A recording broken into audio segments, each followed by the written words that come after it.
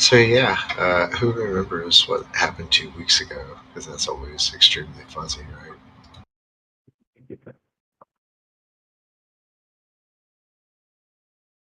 I sort of vaguely remember we were following some sled tracks in the snow. It led us to like what looks like a Duragar mine or kind of outpost and mine of some sort, and we got ourselves inside, and then that's kind of where we stopped. I mean, that was like right at the end of our session, I guess, a couple weeks ago. Yeah, I had taken down this singular guy in a tower. I think where we started out, Maldron was walking down the hall over here and sees himself a little something something.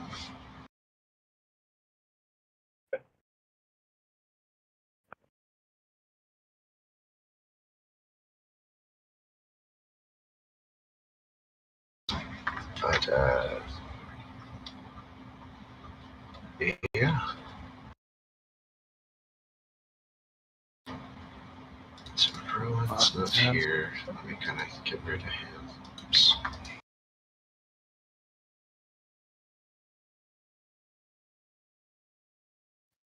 Can we dress somebody up like a Duragar? Yeah, I think that's what was going on over here.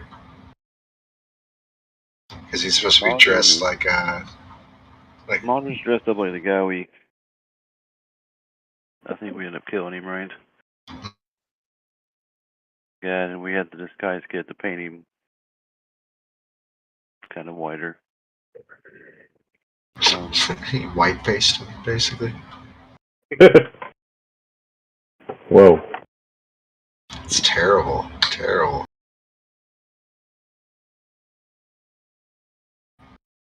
Hey, Maldron. You having trouble there?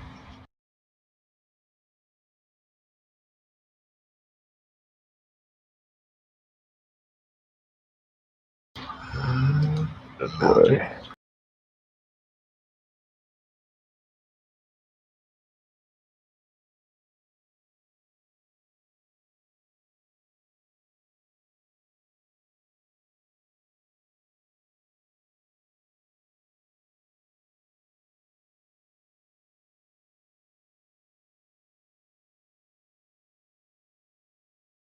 The gear and then go to voice and video under the app settings. Just make sure your input's actually set and not set on default. But I just heard you, so.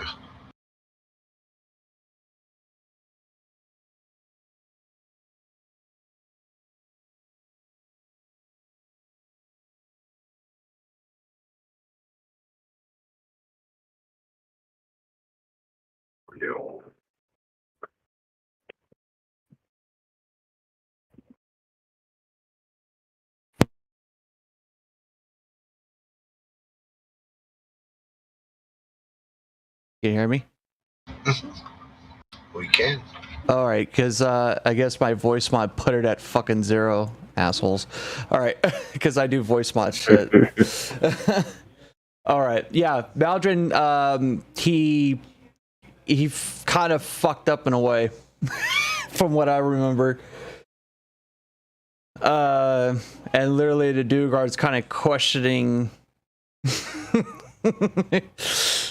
where he learned some type of because what did I call it? Look over the logo. I think. Yeah, something. He made like a faux pas. I remember that, but I don't remember exactly what it was. He said something that was like, I think he called the bathroom to Lou, because he said something. Oh yeah, he's like, what kind of Duragar uses the word Lou? Yeah.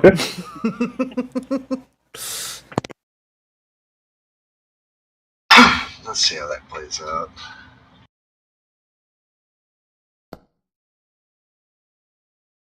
I do have a question. Rowan not being here, Rowan was supposed to be invisible following him. With Rowan not here, can we say somebody else is invisible following him? I can either do that, or I can passively play it for that shot, and we'll kind of let him fade into the background after that. I mean, I'm just more so Maldron's not all alone. Yeah. I've got an adult. I've got Rowan right over here. Like if So we you want to could, change it, say if we want to change it to like Raj since he wasn't here, since it makes sense for our rogue to be doing it anyway. That totally makes sense. I like that. Rajin can't see though. Let's see. It's 10 a.m. though, so you probably could see. It's daylight out. So that means you would have limited vision through the ambient daylight. Rajin, are you there? I haven't heard you at all. I don't know if you're having mic troubles too.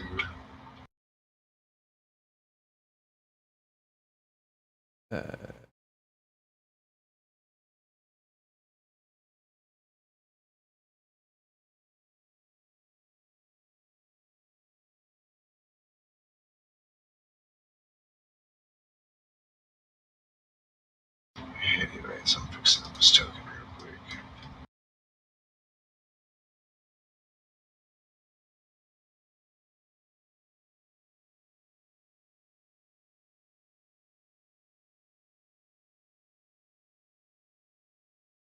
Maybe he's not here tonight. I don't see him in Foundry.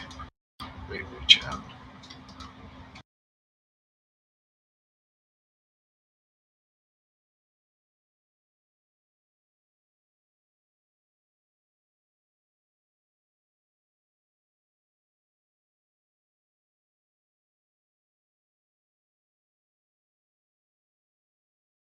Maybe forgetting about two people here.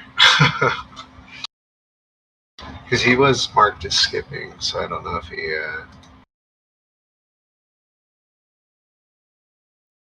He's in our voice chat, isn't he? Yeah. He may just be listening in. I've had people do that where they don't actually play, but they just casually listen in the background so they know what's going on. Especially with the phone app and all that nowadays. Oh shit! So it's the four meatheads, I guess. Smash and grab him. Yep. Oh god. he's typing out to me now though. So I'm just golden hot. I was under the assumption if he was in the chat we were playing, but I may be wrong. Nicolin's very far from Meathead. He's dumb, but he's not. He's also very weak.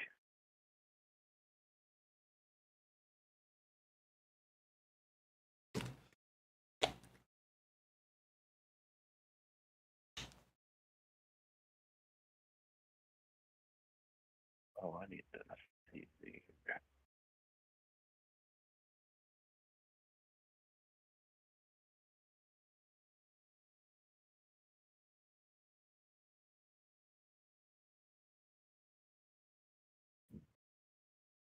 Let me see if I can help you out, bud. Go to the gear cog on your nameplate for Discord. It says like user settings.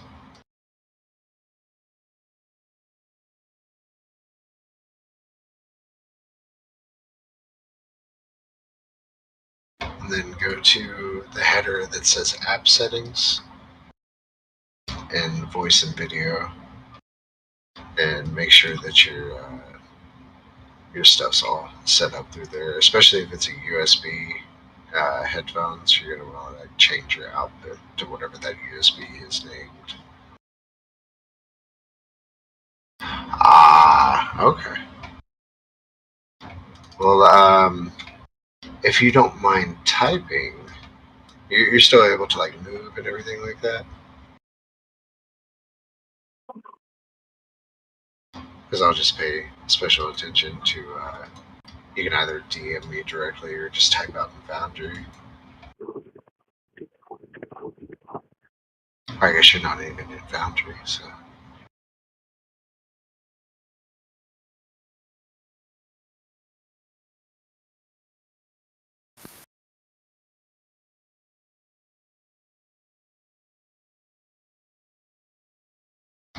And we have to. I don't know here. I don't think she would have seen through your disguise kit, regardless.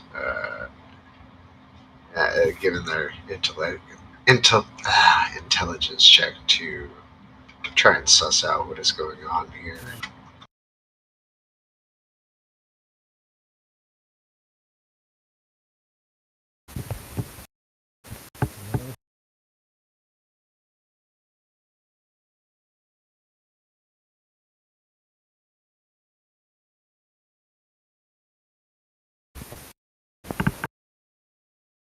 So given we've got these regimes on technical difficulties here, and we've got Rowan that's out tonight, who would like to be following behind Maldron here so that he has an adult near him?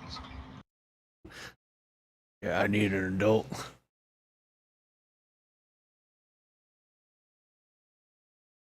One of you all, because I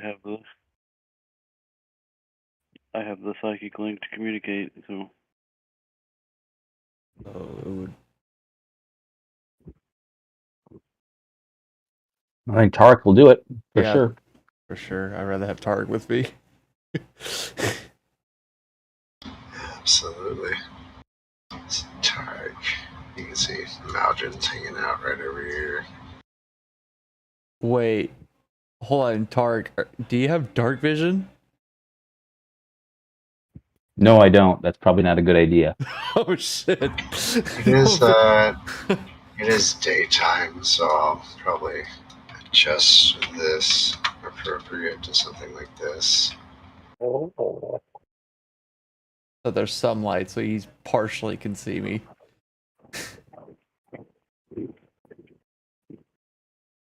Kinda. It's like you see it more out of here, especially because there are these windows you can see that are like barred windows. So daylight would be coming in here. Indirect daylight, that is, indirect sunlight. So even though I'm invisible, I'm gonna try and still be quiet. So you want a stealth check? Mm-hmm.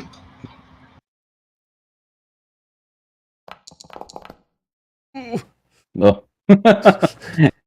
Oh, you were paralyzed. That is some bad stealth.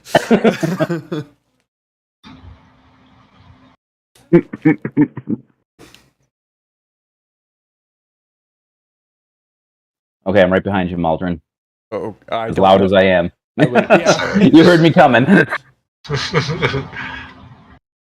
Hear this thump, thump, thump, thump, thump down the stairs here, real flat-footed. The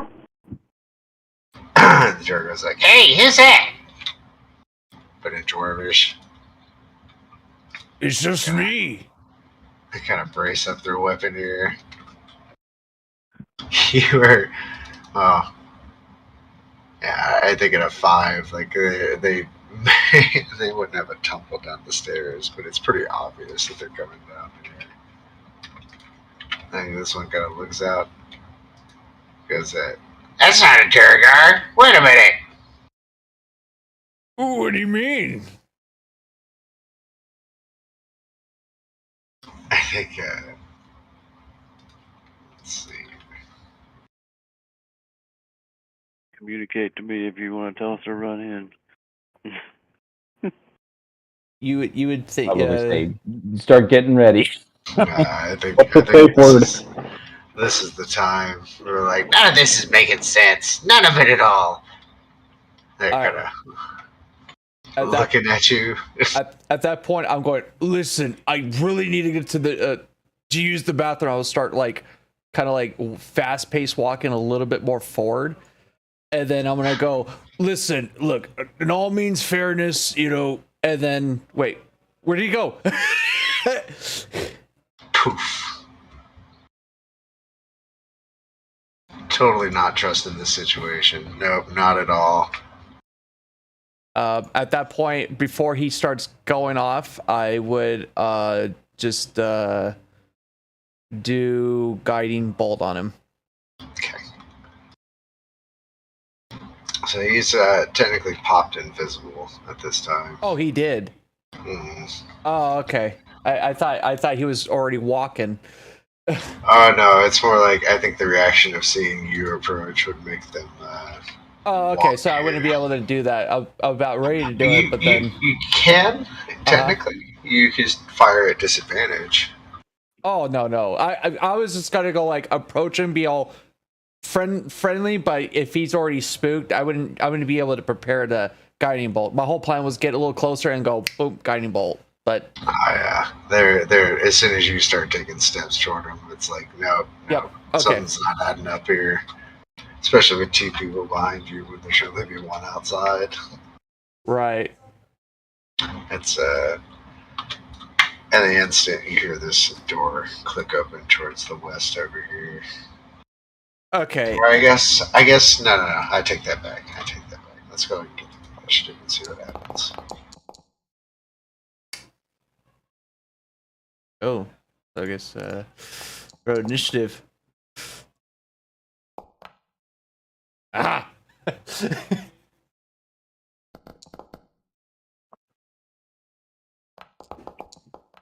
Oh.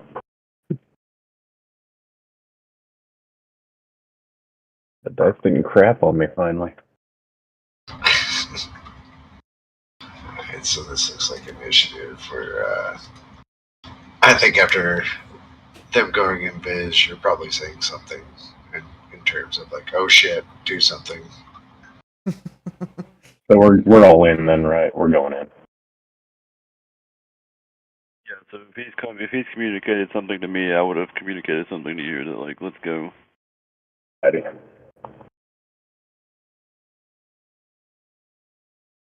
So you got up to right there, it seems like. Unless you want to dash. You can't No. really see this guy at the moment, though. I guess that's all I got then. Just moving up. What about you, Nikel?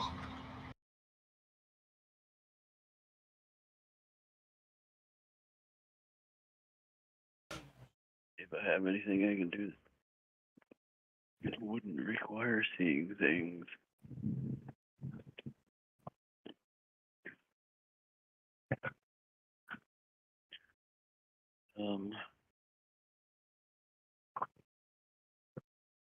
It would go too much.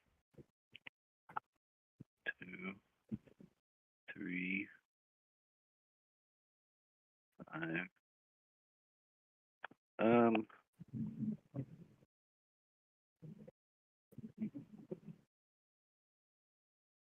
I will stay behind my pal. I'll just stay here. I don't think I have anything I can do if I don't know he's there. Fair enough.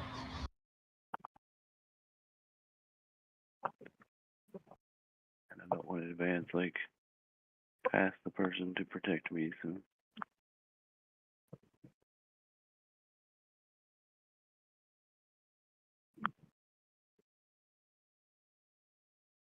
or I guess could I hold something like if he becomes visible? Yeah, absolutely. If it's a spell though and it doesn't fire, then it would burn the slot. So keep that in mind. Yeah, I'll just hold like a firebolt. Yeah, absolutely. Okay. So if he becomes visible in range, you'll throw a firebolt at him. I imagine. You haven't heard any audible, footsteps. You got time to kind of close the distance here. All right. Maldron's turn. So, I think if I know he's like he just popped invisible right when I went down, I'll probably do burning hands. Very good choice. It was either that or fairy fire, but you know what? Fuck this dude. I hate Duergar. Fairy fire does have the benefit of popping them out of it. Is they fairy fire make it visible to everyone. I'm assuming it's. I mean, burning hands might if he spells a concentration check too, but like that. And go ahead and give me some damage here. Yep.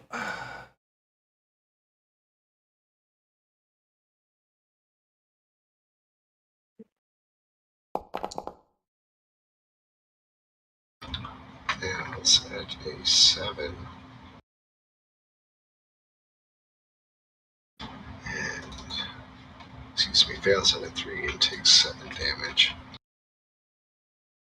Damn, I rolled pretty bad. It's something.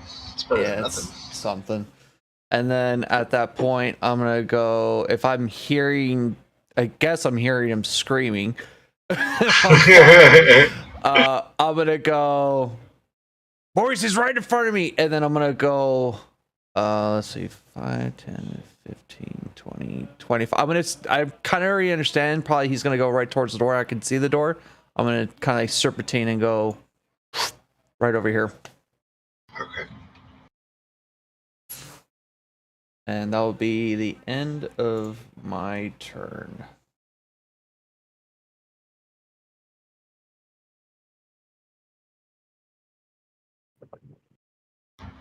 Okay. Let me clean this.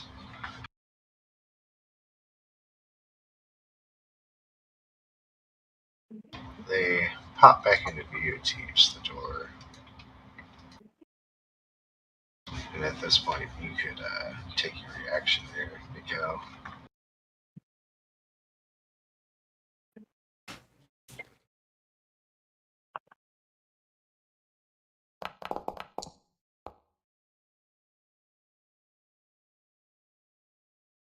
Alright, 16 to hit will land true. 5 fire damage.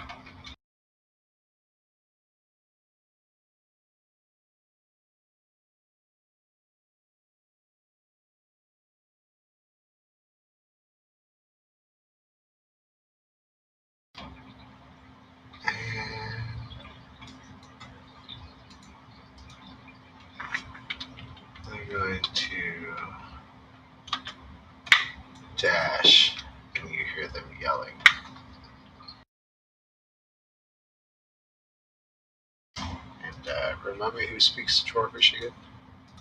Yeah, Maldrin speaks Dwarvish. I think. Ronan, I think, was speaking Dwarvish, but he's not here. Yep. I think there's one more. I do not.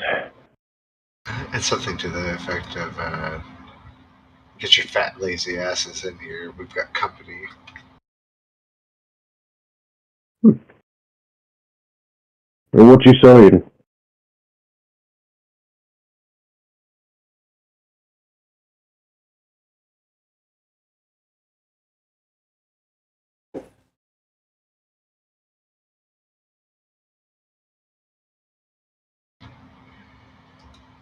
One second.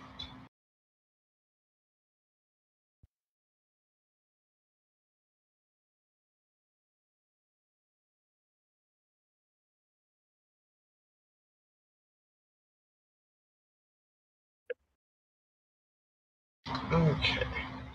Tarek, what are you doing? So he went in the door. I saw him go in. I would say I am going to.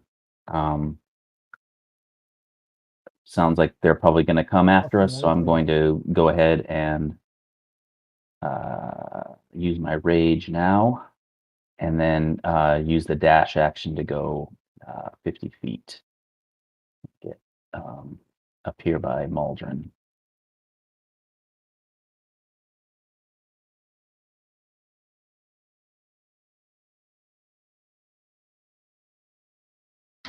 And that's it. You can see they're kind of turned to the southwest here.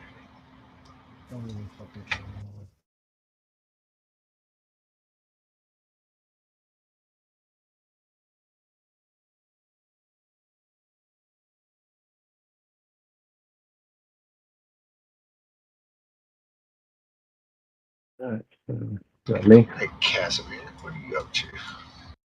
I'm gonna run up and try and catch up with everybody else. Let's see. How far does that get me? Or right in front of me. So 30. That's 30 right there. Yeah, because you were right in front of me. Okay. So, guess I'm just waiting for everybody else to join in the fight. It's right here.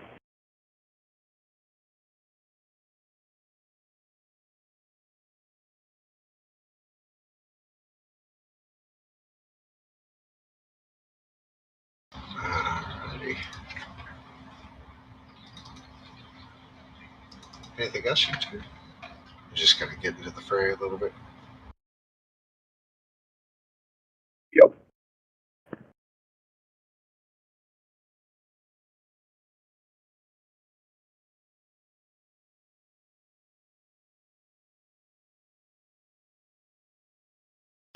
Nothing else, Cass? No, that's just, Oh, I'm sorry. Alright, Nikhil. Are you following up there?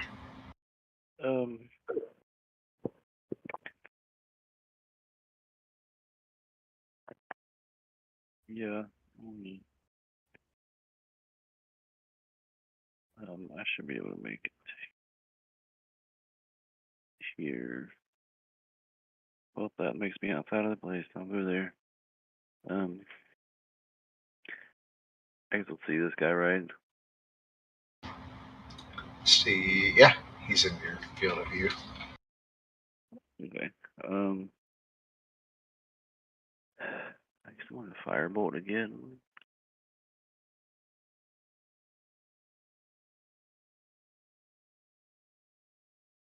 Sounds like good options.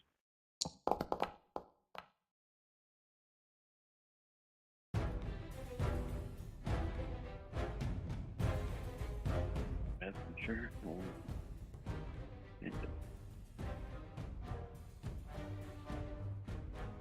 Meldrin will probably. The door's open. I can see him, so he will probably get a little bit closer. I can still somewhat see him, and I'll cast Sacred Flame. Always a good one.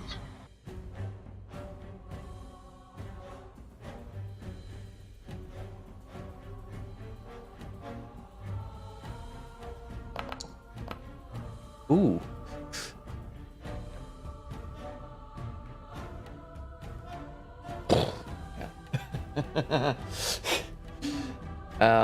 And then he'll probably like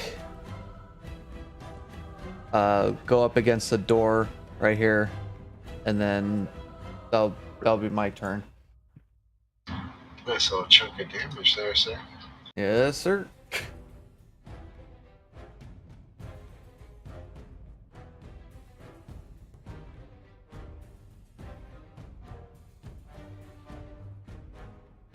I think this one scoots out of sight around the corner here. Tark, you can go ahead. I'm going in after him.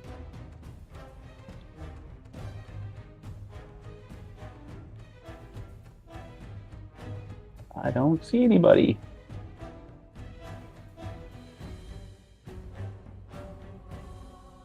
I don't see him, so I'm gonna keep moving. Well, yeah. Just a second. Just hold where you are. Just a second. Let me check my ever popular notes here.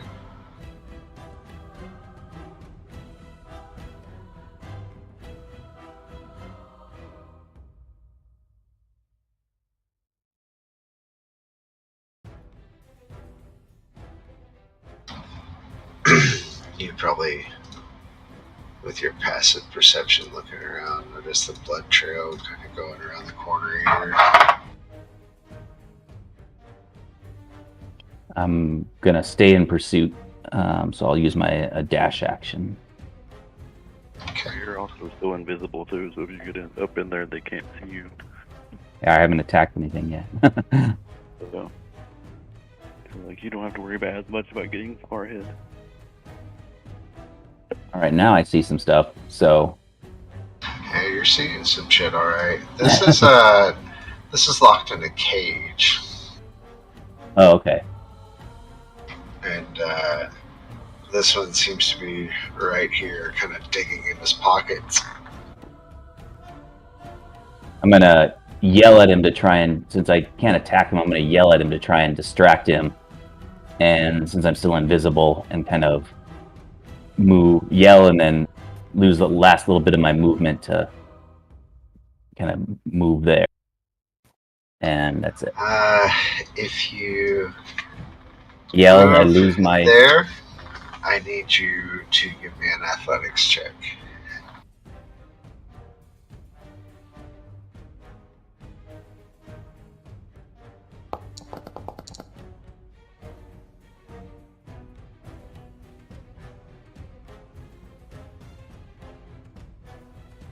Sorry, let me turn myself to public here. You moved into an invisible creature space. You collide for a bit, and I think this would be sufficient enough for even you two touching and both being invisible, that both of you try to drop it, or shocked for a second.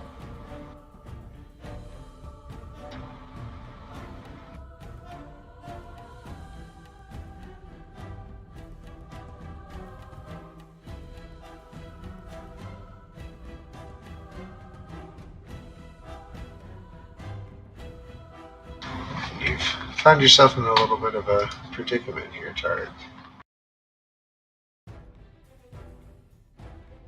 Alright, well, I Anything dashed, and else? I think I'm stuck out of options, so we'll see what happens. It's a good thing you're raging. That's the main thing. Fuck, I never rolled initiative for these guys. Oh, it's perfect. It works out so well.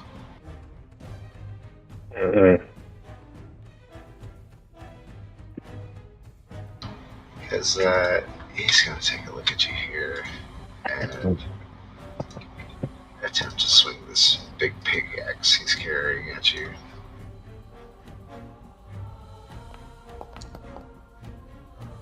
Oh, I wanted to do that 20 though.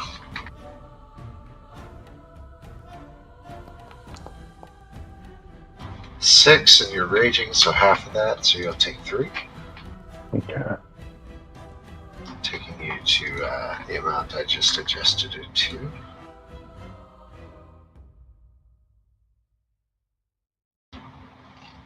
Now, you would think it's someone else, but swinging at you from the side here, target advantage, comes another Duragar.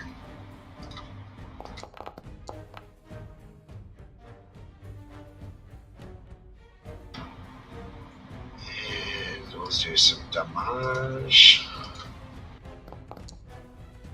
Fantastic. A whole whopping point of damage after your resistance. Very nice, Tinky Barbarian. Very nice. Alright, Casimir. Yeah, I'm gonna dash to try and get up there so I can help him, because I don't like how this is looking for him right now. Let's see, so... To dash, what do I need to do on here? Nothing necessarily, just declare. You're basically using your action to double your movement speed. Okay. So, let's see. 60 is gonna get me... You should be able to, if you control and drag with a left click down, you'll get a ruler out. Okay. And you can actually let go of the pointer once that ruler is activated, and each left click will set a node. When you like where you're at, just hit spacebar. Okay, sounds good.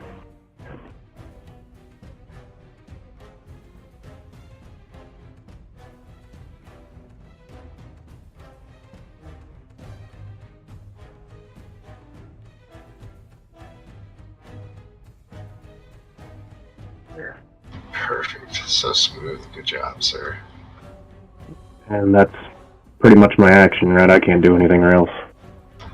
You still have a bonus action. I mean, you can prep yourself up with Sanctuary, or if you've got Thunder's Smite, Shield of Faith, all of those are good spells to bonus action. Do have. So I am going to do Thunderous Smite.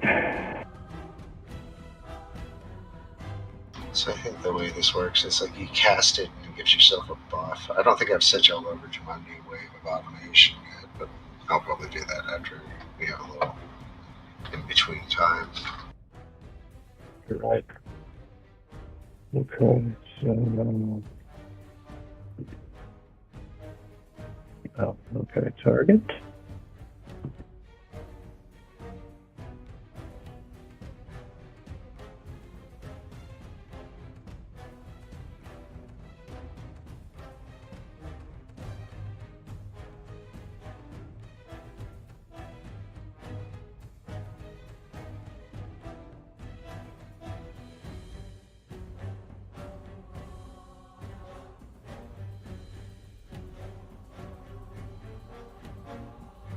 Alright, you kind of got that queued up for next round.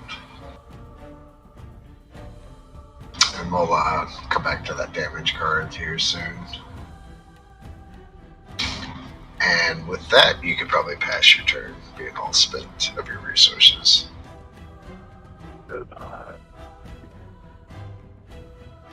And Nikel. Probably see one taking. I forgot to take his invisibility off, sorry.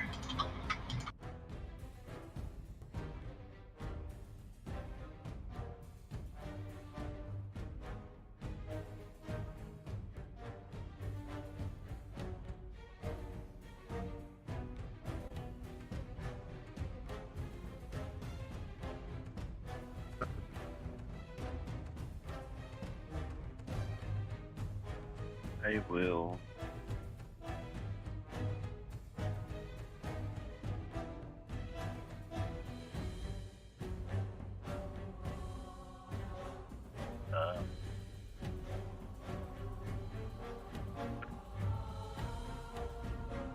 Firebolt 1.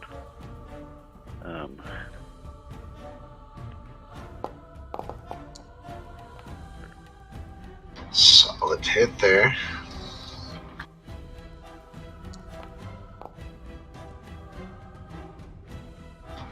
Not so much of the damage, unfortunately. And we're going after this one, right, Nikel? It's kind of hard because y'all are all orange colors. Oh yeah, I marked that one. Yeah.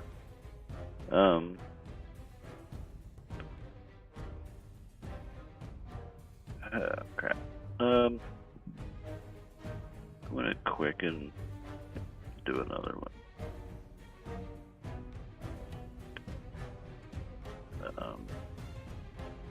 The same guy.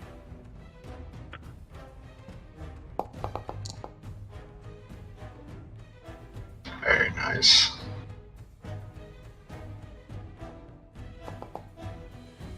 There it is. There you go.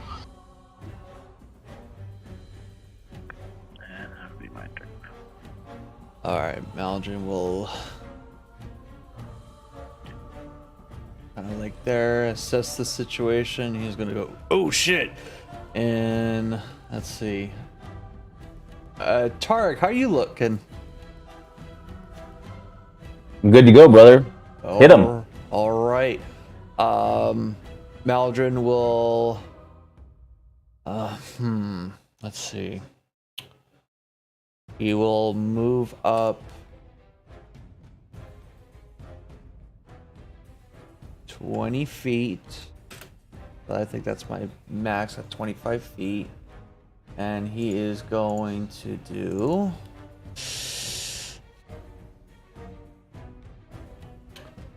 since that's gonna be a little tough. I'll actually will cast. You know what? I'm gonna do it. I'm gonna help the team here. I'm gonna cast multiple cast if I can. Fairy Fire.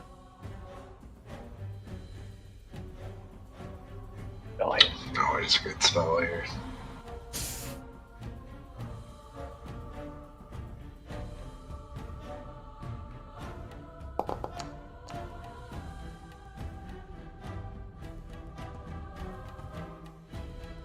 One succeeds, the other one fails.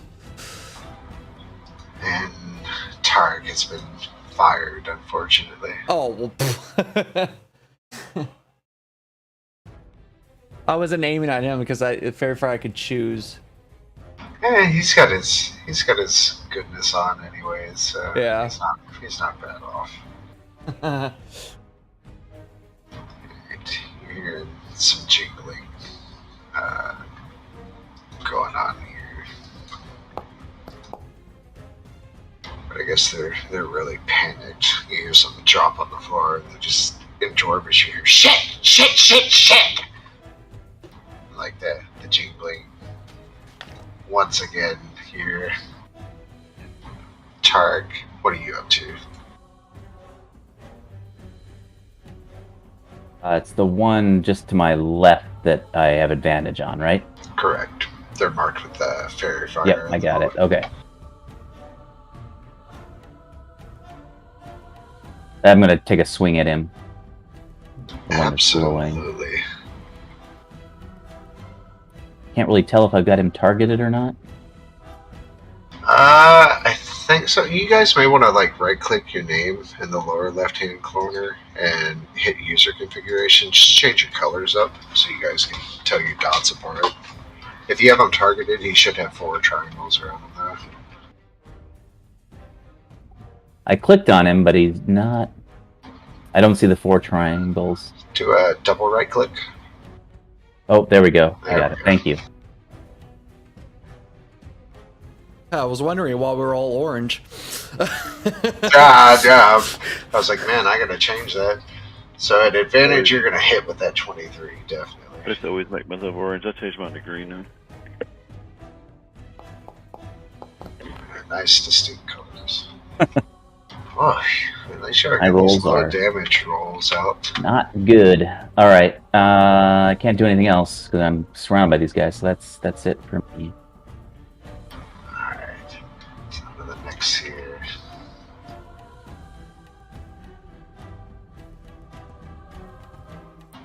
It's gonna turn to you. They're gonna say fuck it. And he uses his action to get real scary here.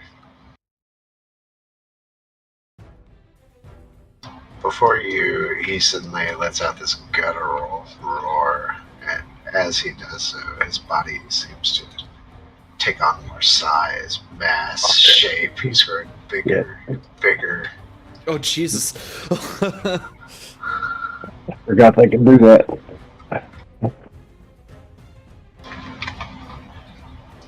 This one, sorry, it should have been. Yeah. Hold on. Take that back. Alright.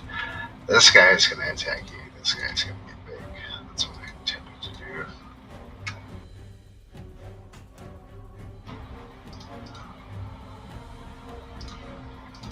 Alright, takes a swing from his smart pick here. Sorry, that should have been advantaged. One more time. Ooh. Alright, that'll hit. Oh, I was hoping for the 1. Still pretty damn good. Tark the meat shield here. Not even bloodied yet, just taking it. The one down here is gonna grow big.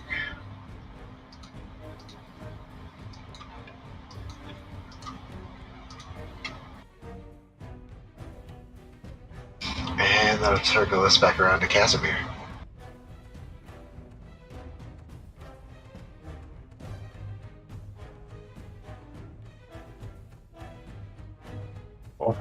I got Thunderous Smite queued up, correct? You're still concentrating? And to make a melee, is there anything in particular I have to do? double click on your sheet, go to your inventory, and you're probably attacking with your Morning Star, I assume? Correct. Just swing that Morning Star by hitting the left click to the left of it on the D20 that appears. Okay. And that spits out a spell card in the Foundry trap. Just go to that and hit attack. It'll come at the where you can see people roll out the dice from. And I have advantage because he's in the fairy fire, correct? This one to your left was not. He was successful at his save. Alrighty.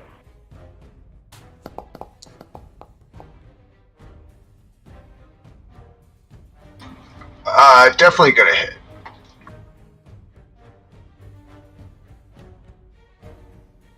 Does it say anything weird when you roll out the damage dice there, or attempt to? Yeah, I think I had it on me, so that's my fault. That's alright. If it must needs be, you may have to click the item again, but yeah, get him targeted. I should have mentioned that. Got it. But from the same card in Foundry, see if it'll let you click damage on it. If it won't, go ahead and roll me out another attack and click damage anyways.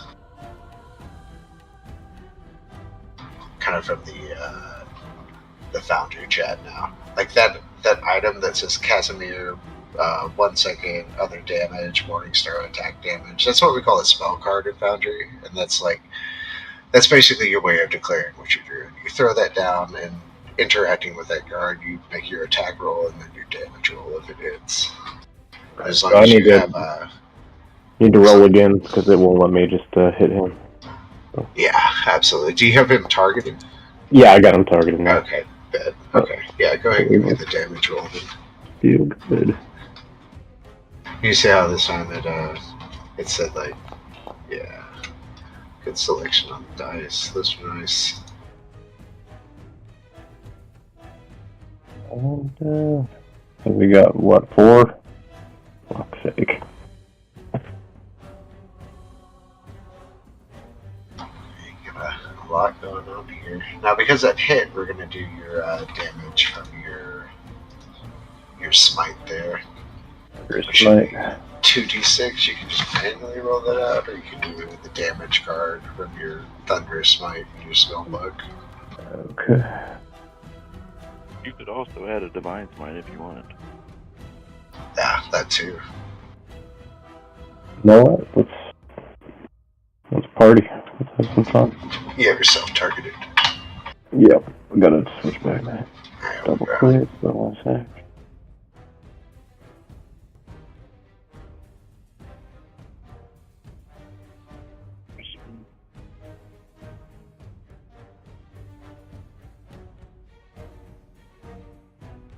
Divine Smite.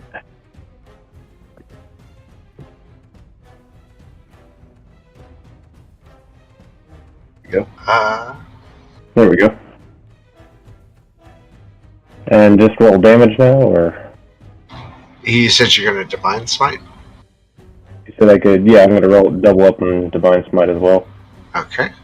So on the divine smite, you're gonna give me, basically click the square dice in the dice tray in the lower right hand corner. Click the square dice twice.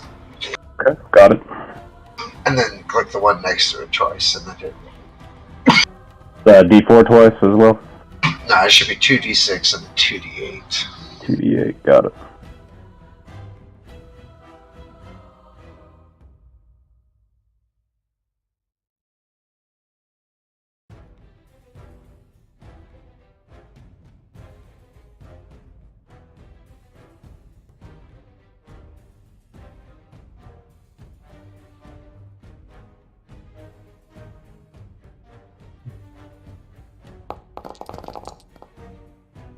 Ooh, yeah. Big boy damage. They're not looking too hot, especially denoted by the blood spatter that just appeared here.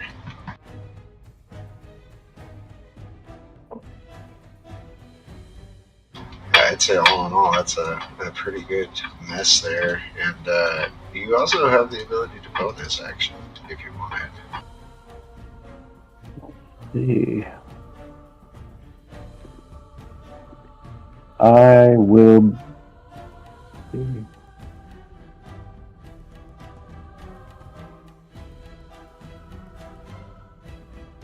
Bonus action. Let's see. I will. I was gonna use Divine Shield. I don't think I can right now. Can I? That's an action. Yeah, that would be That'd be an action. Or no, bonus action. There we go. So I'm gonna put Shield of Faith around Tark. go ahead and give him a target there. Got him targeted. You just roll for it, or just do it? Kind of in the same way you used an item. You click the Shield of Faith. Got it. And No. yeah, you see now he has an effect on him. There we go. And that'll be it for me. And if you look, Tarek, your AC is actually changed to reflect that automatically if you mouse over your AC on your sheet. Nice. And just yell over at him, just go end him. Alright, Nikhil, how you following up here? Okay, divine or dissonant whispers. It says you whisper the melody to a creature in range that can hear. So could I do that on an invisible creature? You could, but they're not invisible. Because it just says they have to hear. Technically you could, but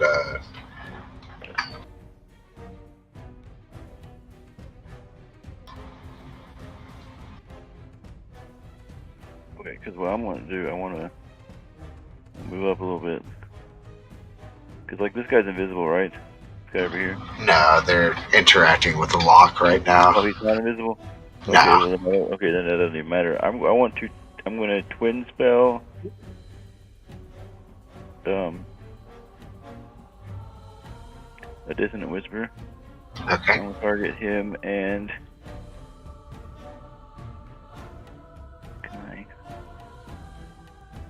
How do I make it target two people? You should be able to, I think it's shift click, if I'm not mistaken. There you go. Target those two. To dissonant whisper. You must target. Okay, it's only letting me target one. Just because the spell was only made a target. I guess I can do it twice. Yeah. And just not burn the resource on the second one.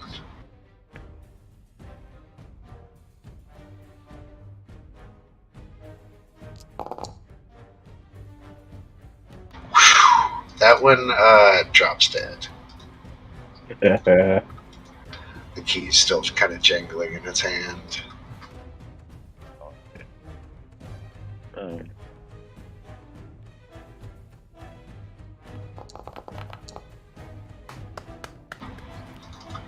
That one too also drops dead. Maybe that worked. Awesome. I was gonna say they get reactions, but if it drops dead, it doesn't matter. Good cleanup crew right there, sir. Alright, no bonus action for me. I'm done. I'm not.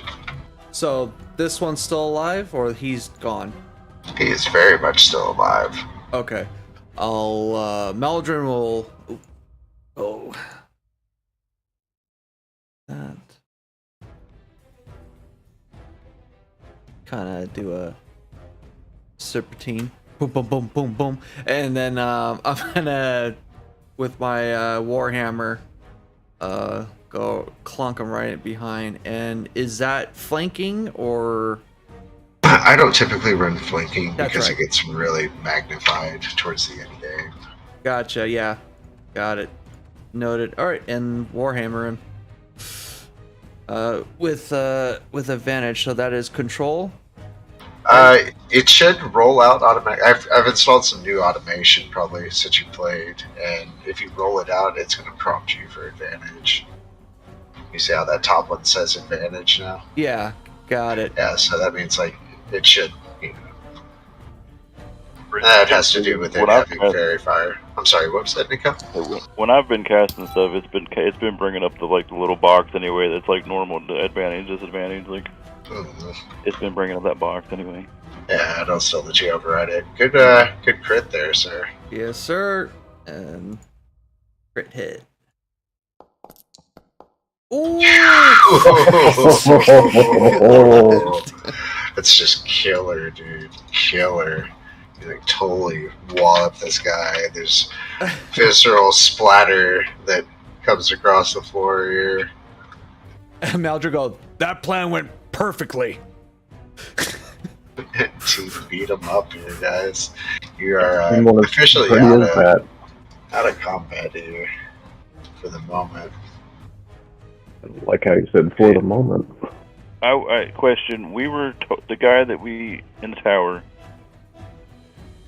Did he tell us there were 4 total, or there were 4 more? I can't remember. Told you there were himself. There would be in addition 4 more. There's one more guy somewhere. Well, there's this creature in the As far as we cage. know. Is the creature still in the cage? It's still in the cage. The dwarf fumbled the keys when she was trying to get the creature out. Is it like angry or anything? Like, is it like trying? Oh, to fuck yeah. It's like pulling through the bars and like reaching at you and giving these good old just kind of reaching out. Looking at it, kind of, it's definitely not alive. It's got like entrails hanging out, these large swaths of skin that are rotted off, maybe one good eye. It's very kind of sluggish. It's missing toes. Like, and actually, now that you guys are here and taking it in, right over here on the wall, there's a pretty large sled that's kind of pinned up and hanging there. Probably Maladrin will not. Will go. Do you mind if we just kill this creature? It's kind of like my thing as clerics to put anything down that is basically undead, especially that monstrosity like that. I agree, we should rid it. Thing is not natural. Yeah, I am a little concerned there might be one more. We don't know if the dwarf was counting this guy as the other guy or not. He did say a leader. None of those guys seemed like a leader, so there might be like the head honcho around somewhere. All right, and I'll crack my Maldron will crack his fingers. All right, sacred flame on the on the big dude.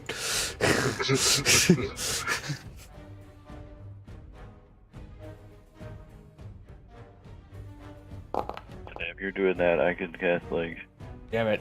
Mind Sliver. Can we just like say we cast Mind Sliver and Sacred Flame until the thing dies?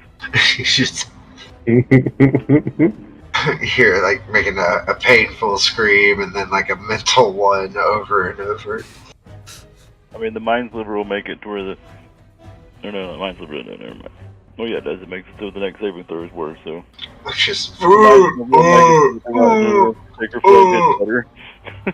Y'all take cantrips wars here, just like pummeling this thing down in a cage. The goats are like, kind of freaking out over here.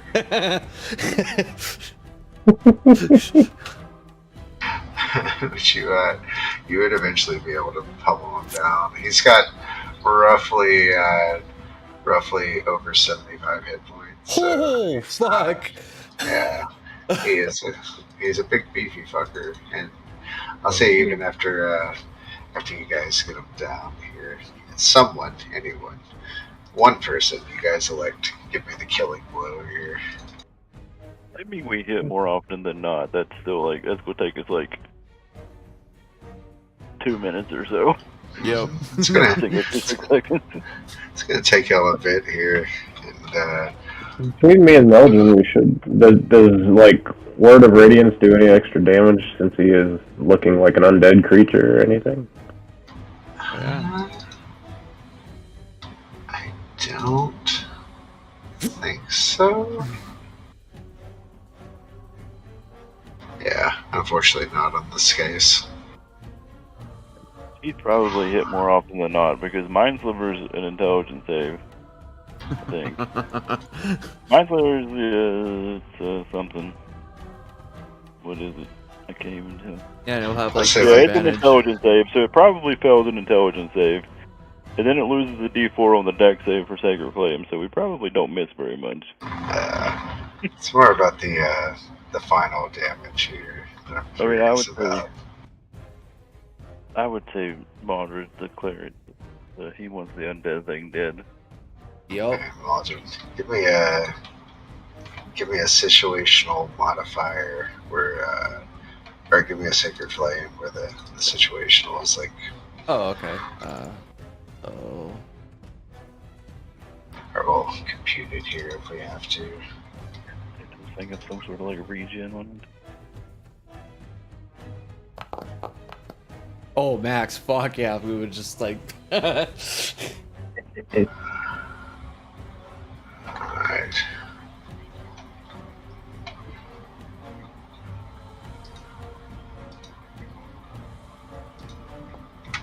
It's gonna have some sort of like regen or reaction or some shit. Holy crap! It comes back Goes down for a second, slumps to the ground, comes back up. Oh, I forgot. Fireball, Yeah, Nikal, they kind of res on their own. If you don't. Actually, yeah, should I do fire? Should I just hit it with fire until it dies? yeah, just throw one firebolt. That's all we need.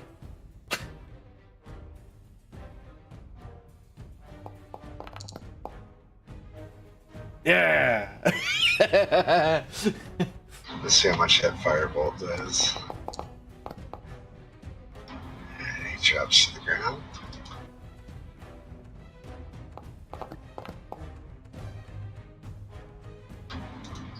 Doesn't come back up.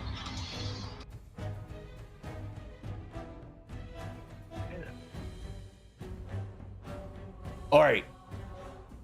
Okay, While we're maybe- doing all this, or at least if we do not know, no more Duergar coming our way. No more guests. Not Are that we you here? know of. No. So concerned there's one more guy somewhere.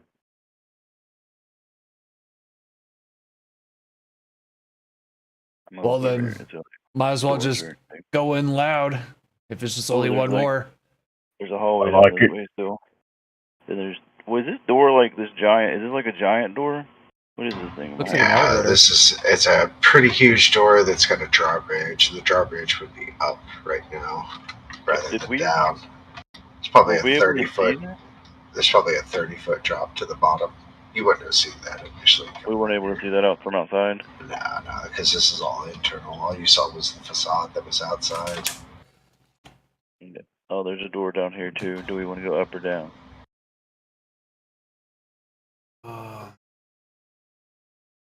We should go down first, then work our way up. Okay, well it's Tarek or Maldron or well, any of you go in front of me. I mean, I still have that disguise kit on, right? Or is that completely dropped after all that? I mean, it'd probably still be on. Tarek, I need you to give me a dex save at advantage. At least you're at least dressed that way, unless you took it off. Well, they're not the face paint there.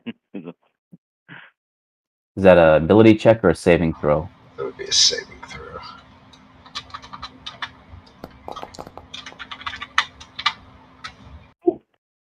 It's a very good saving throw, sir. As you're able to. Give me just a second. As I'm digging in here to tell you exactly what's going on.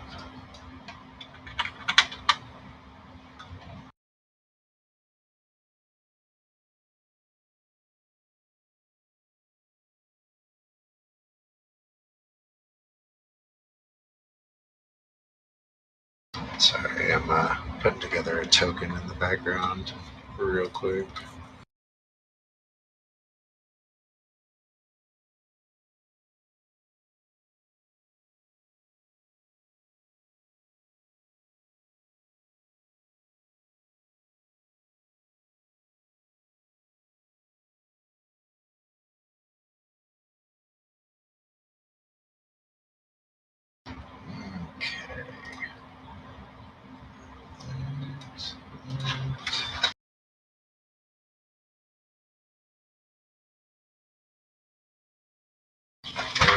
this is what you see, first of all, is this individual that's in Austin.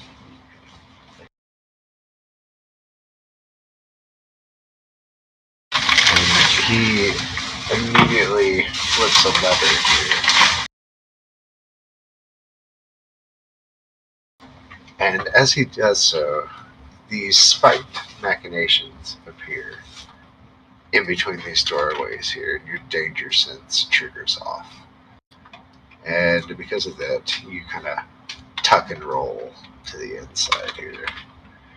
And as it stands, there's a wall in between you guys. You can see through it ever so slightly, but technically, if you were to range shot through it, he has 3/4 cover at the moment.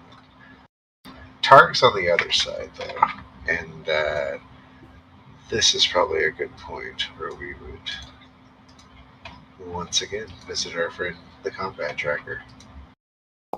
Ooh.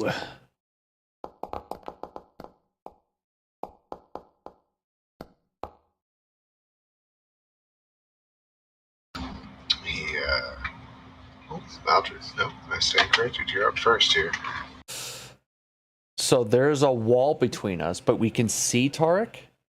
Think of it as like spikes that are coming Oh, from the ceiling and from the bottom. portcullis. Yeah, it's even tighter than that. It's like you know, you can visibly see through it, but like it would be almost difficult to fire an arrow through. You know All what right. I mean? Since I don't think we can't go through it, Maldred would do the best bet. Well, Tarek, I can't fight for you, but my fucking floating mace will, and I'll cast spiritual weapon. So good. Okay, look at you, nice. What's your spiritual weapon look like?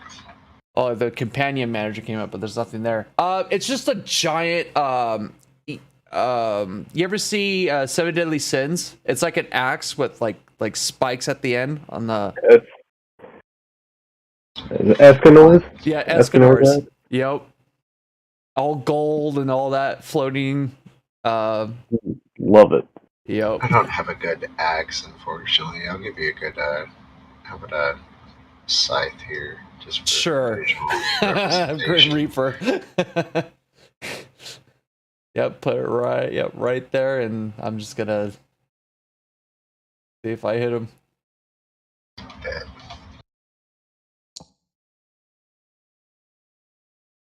Oh, it hits the orc. 13. Yeah, The 13 to hit, that would not connect with our Okay. our He friend over here, saw it unfortunately. coming. He's been one would say he's almost anticipating this. Okay, so that was my bonus action. My action, I would say I would try to look for any switches on the wall. I would say I'll start with the bottom one right here. Not on this side. There is one pretty noticeably on his side though that he pulled to set off this machination. Oh, he pulled it. Oh, okay. Yeah, he pulled a lever over there that caused the wall to come in when Tarek was entering the room. Okay. I would say this as my action as part of what I said. Oh, you can't fight for you, and I go, shit. I don't see any levers on this side. Tarek, try to see if you can pull that lever from the other side. And then that would be my turn.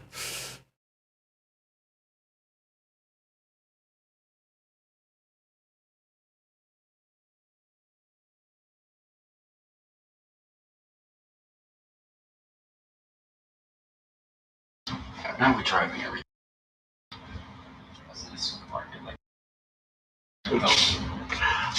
So our friend over here is gonna saunter over to Tarek and give a little swing at him here.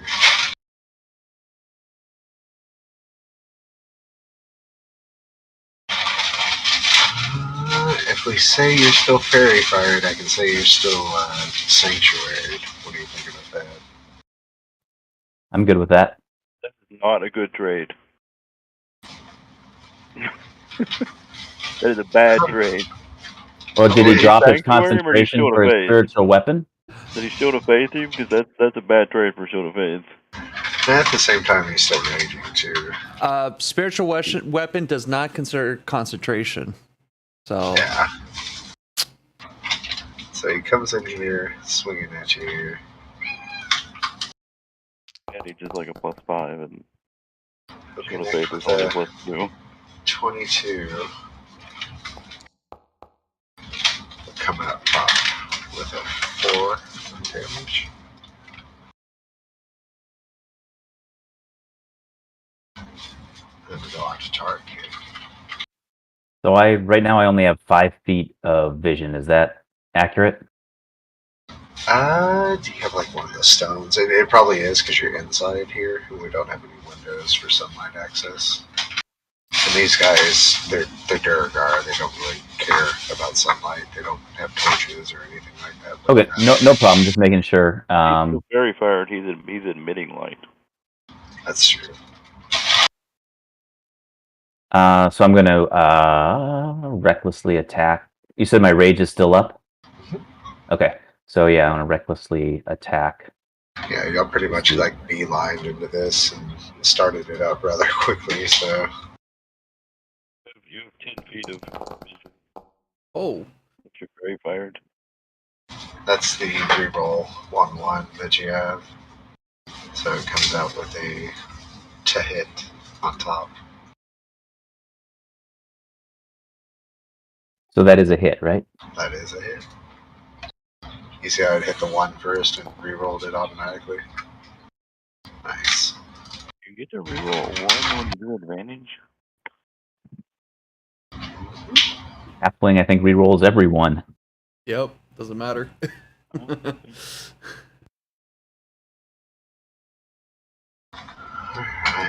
Well, That's my turn. Casimir, you still got this pretty solid wall, but if you got anything ranged, you may be able to get in there. I've been looking and I do not know that I have a whole lot, but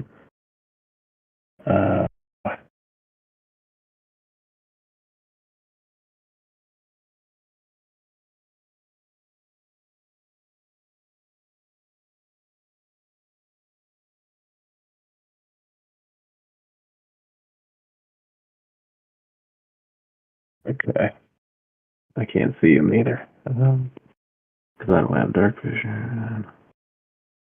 You can still see him, though. You can target him. You can't see Tarek, because he's hidden just out of the corner range here, but you got range on the questionable guy. You can always move to change that as well.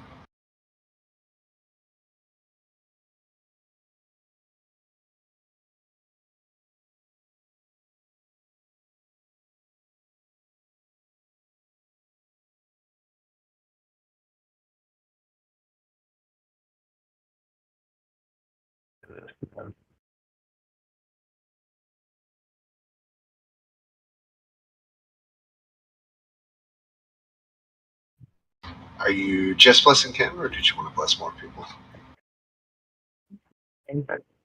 Dude, Tara, Yeah, you bless up. are ultra instincting it right now. Jesus. Yeah, because I can bless what up to 3 right now. Well, Correct. I'm gonna drop shield of faith. I think. Shield of faith concentration. Yes, it is. So I need to. That'll be dropped. But I figured the advantage on the rolls might be a little more helpful.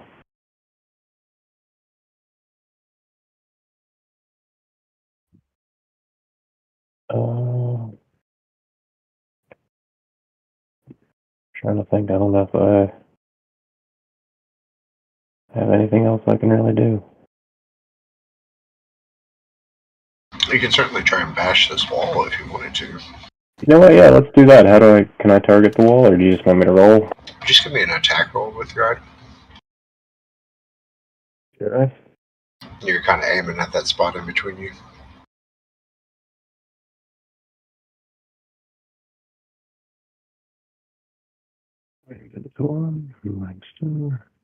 Just standard roll or just an attack roll? Just an attack roll. Okay.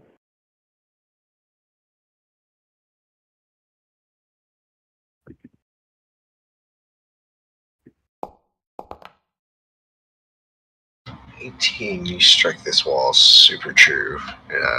You're able to kind of clunk it real hard with your Morning Star here. Let's see what that damage looks like.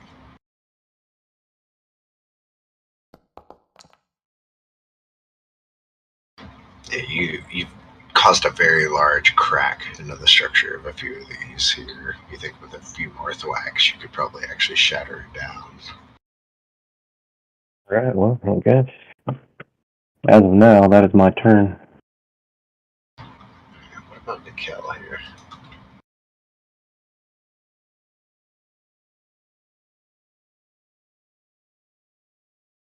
Move up here. If I was wanting to move things.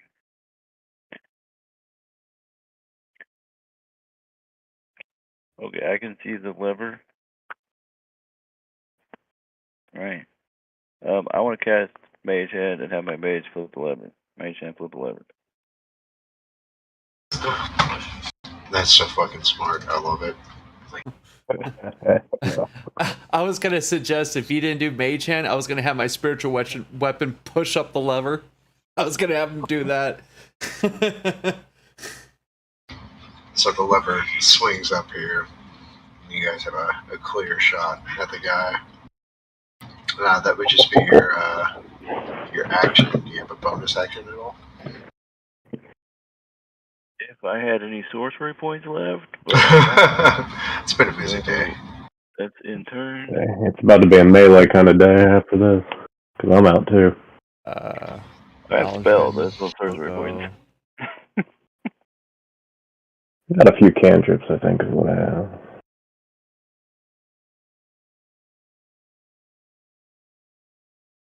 He'll move right to here.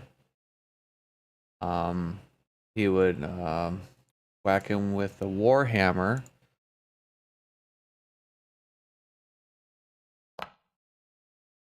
That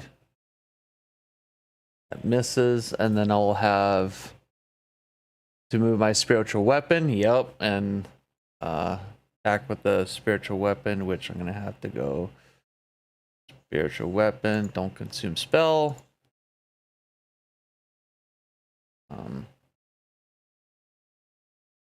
Attack. Ooh, yeah. That's a good hit. Damage. Shitty damage. And that would be Maldron's turn.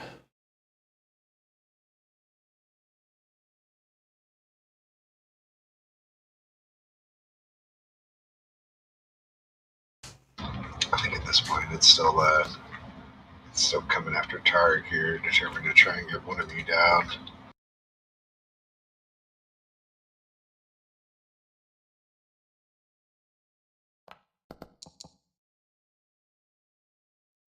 Hit. Oh, he has advantage. Yeah. Let me fish for a crit. Oh, Nice hit. question. Was I blessed from Casimir? Yes. Yeah, you should have been. Oh, so You could have taken what is it, a 1d4? I would have had a possibility I could have hit with a 9? No, unfortunately not. Forget it then. I love the attempt, though. Yeah, I'm totally all for that all the time. So he misses you out here, Tarek, and or did he? The first swing got me. Yeah, first one got you, so do a little damage here. Another 4. Tarek's still not bloodied as you follow up here. All right, I'm gonna recklessly. It's my turn, right? Uh-huh. Yeah, I'm gonna recklessly attack him again. Ooh.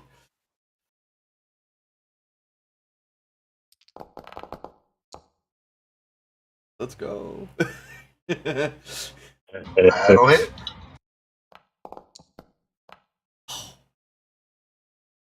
That was a tease. Was.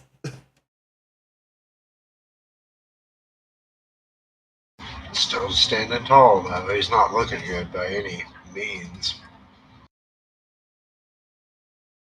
Just better finish him off. See what we can do about that then.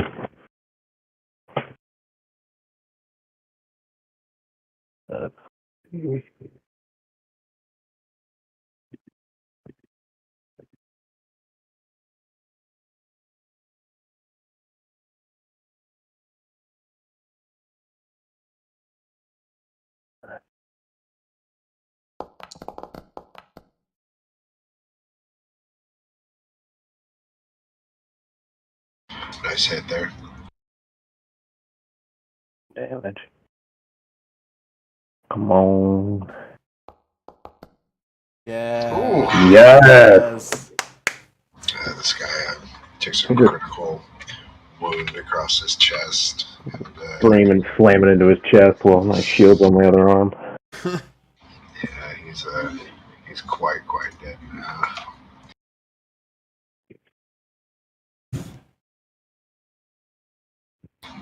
And let me take you out of initiative. Kind of looking around here. It's he probably came from this room to the south. You can kind of see like a desk and a chair set up in there. Do you have anything on him? Other than his weaponry, no. He looks to be in a little bit better, like, ornate set of chainmail, but nothing that strikes you as, like, better Than what we have. It's just ornamental. Okay. Wait, Tarek. I'll walk up to Tarek and I'll cast Cure Wounds, just in case.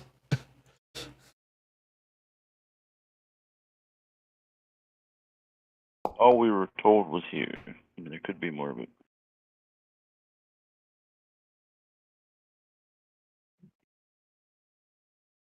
Give you 10 HP back. It's a big ol' heal for you there, taking you to 29, Tar. You're looking quite healthy now. What I could really use is some light, or I can light up a torch. Oh, I'll give you light too if you want that in your order. That's the heck did your token go? You're like over Casimir. It's like on top of each other. there you are. I can't see shit.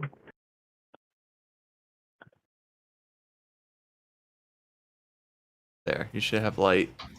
It's, what, 40-20, if I remember? Either that or it's 60. Yeah. It's light, that's what matters. I think it's 20 footing. Should be 20. Yeah, 20 foot. 20 foot with 10 foot dim light. So 30-ish. Oh, weird. Anything else going on around the room? Like, Yeah. So you see a stone carved bed and a desk that occupy this drab room. Atop the desk are several shards of a dark crystal, as well as a crumpled up piece of paper and a burlap sack draped over a glowing object that emits colored lights that shift from blue to green to red.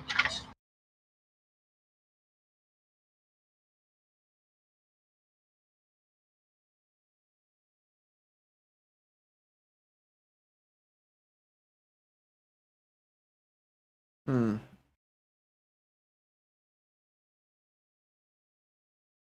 If I take the rocks, we know that they were mining stuff. True. Take the rock, see if we can figure out what they are. Any other possessions that that Mary was talking about in this room? I know he was drunk, but I don't know if If he you, was coherent enough to. He's never. The key is he's never coherent enough. That's just Travis. If you look under the burlap sack, you see that the color changing object is actually a lantern. Oh. it's the lantern from the inn. That's the one the lady's looking for. Sure is. Why would they have it? If I had any spells left, I'd take magic and give you a little better idea, but I'm kind of tapped. Well, I can meditate for 10 minutes. Let me see if I have Yeah, I had detect magic. If we just sit here for 10 minutes, we could figure I it guess out. I could do that too, yeah.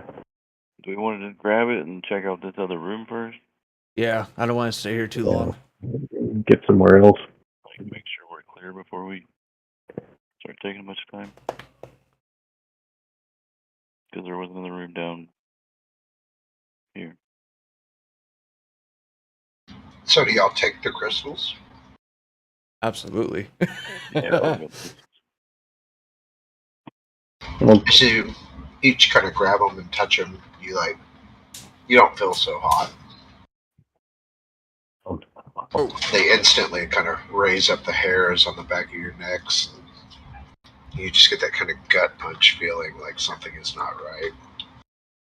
All right, I immediately go, don't touch it with your skin. I drop it. I go, put it in like in a sack. Or it doesn't matter if we still feel it through the clothes. okay,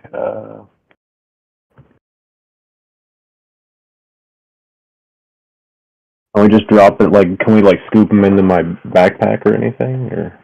Yeah, you can wrap them up. You don't have to directly touch them, but they still have that kind of foreboding presence to them. So we got a blanket, we can wrap it up and then put them in my backpack. Maybe that'll keep them from doing whatever they're doing. It's like radiation. I can let you guys do a religion check, maybe. All right. Okay, I'm in on that. Yeah. All of us are people that are proficient in it.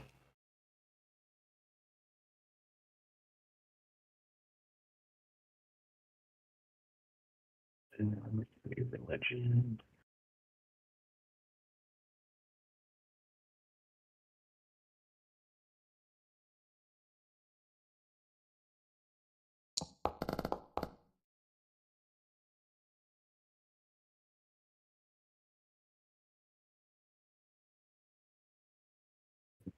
Yeah, not ringing a bell here, guys. Oh, nope. There's just no love here. Just look at Meldred and shrug. Just Oh, something magical. they're real pretty. well, we can find somebody that might know.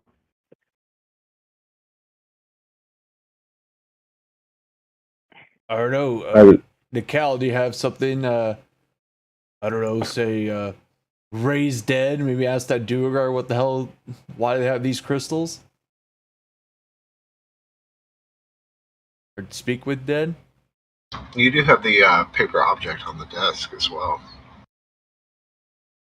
Oh, Pick that up and look at it. yeah. It's written in Dwarvish. Oh, I ain't got nothing. Oh, all right. Oh, go. All right. Let me read you these big fancy words. Let's see. I'm a simple I'm gonna man. copy it to you since you're reading it here. All right.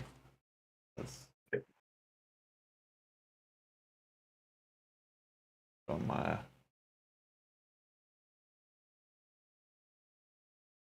All right.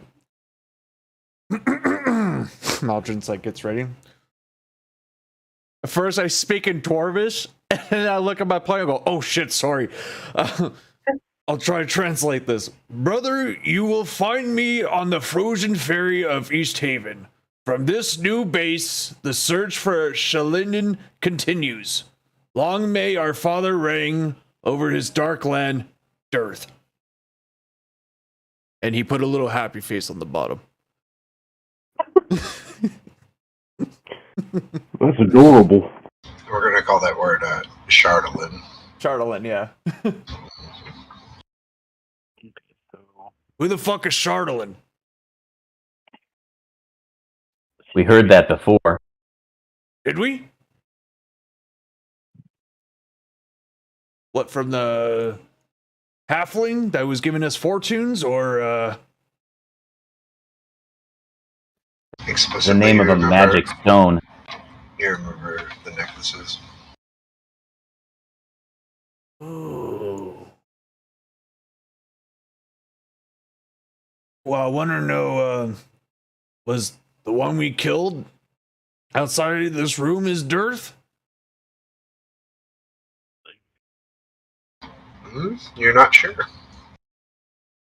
Apparently, Dearth is, you could surmise, is probably at the Frozen East Haven Ferry, though.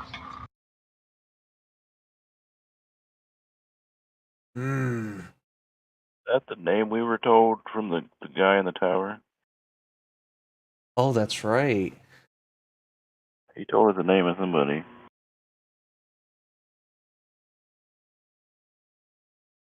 So, He would have told you that Nildar is the one who commands this post. That's it. Okay, so that might have been Nildar.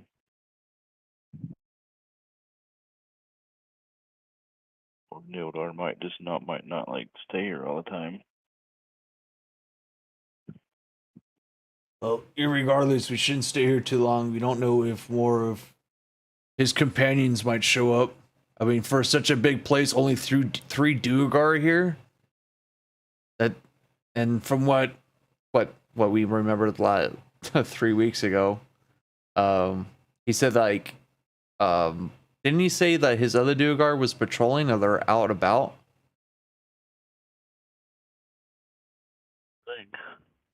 Yeah. They got the tower? I think you just said that it was just the 5 of them. See, there was 5, but we only killed 3. No, we killed 3 in the other room. We killed this guy and the guy in the tower. Oh, that's right. That's right. Okay. I mean, he could have been lying, but from what he told us, there was only the thought that we killed everyone. Because he also didn't mention, the big monster in the cage. So, like, he could have been leaving things out. That is Said true. they saw a basement, a downstairs area. There's another bit. Yeah, there's another door. I think we need to go. I'd like to loot this or check this guy's body.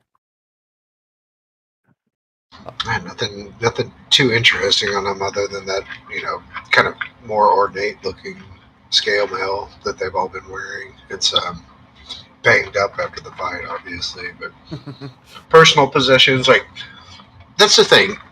Especially Maldron would know, there's usually like some panache when dwarves are working with stone here, right? Yeah. Everything in here is like sterile looking, clean cut, fast hewed, no decoration whatsoever. It's efficient.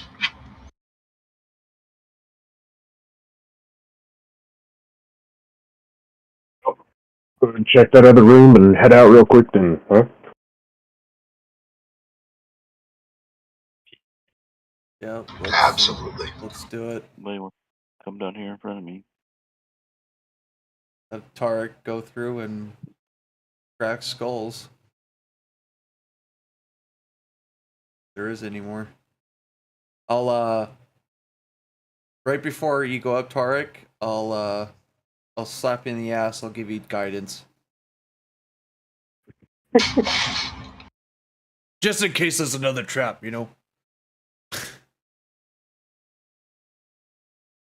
Right, he's pushing on. If you got 'em. So as you come in here, there's a lever that's right here on the wall, and all of these doors have like barred windows on them. Not the sliding, insane asylum windows, but the metal bars at the top. We're in the jailhouse. So we could look through them. Oh, me and Tarek. Well, I'm too short, but somebody might be able to- I wanna peek through the windows. I think it, Casimir is up to you. Let the man through, I'll check. That's the only one that can look through the door based off of height. It's my job. I change light bulbs and such. So you look in there, and it's kind of dark, so you don't see anything, but there's definitely something moving. It's kind of sauntering forward. the view of the light that's pouring through in front of this grate. And as it gets closer, it looks like a humanoid. But as it comes into focus, it's a humanoid. It's absolutely covered in these like noxious looking boils that are erupting out into foamy growths of mushrooms and various rounds. And it just kind of looks at you and tries to reach its arm through the grate here, and you just hear this. Oh, I think we have some more of these undead fellas locked up in here. Some covered in something. He's oozing.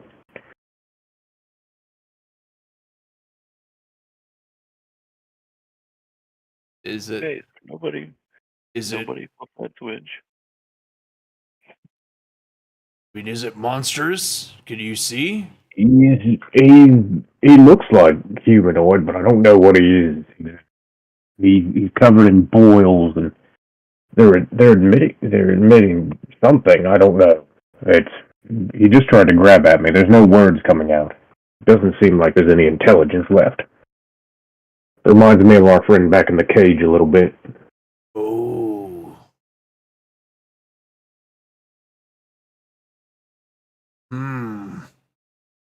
Are they all filled with these things? Or? Yeah, like you see what looks to be like elephant ears on one, and maybe like one of the more animalistic races, and another a human, a dwarf.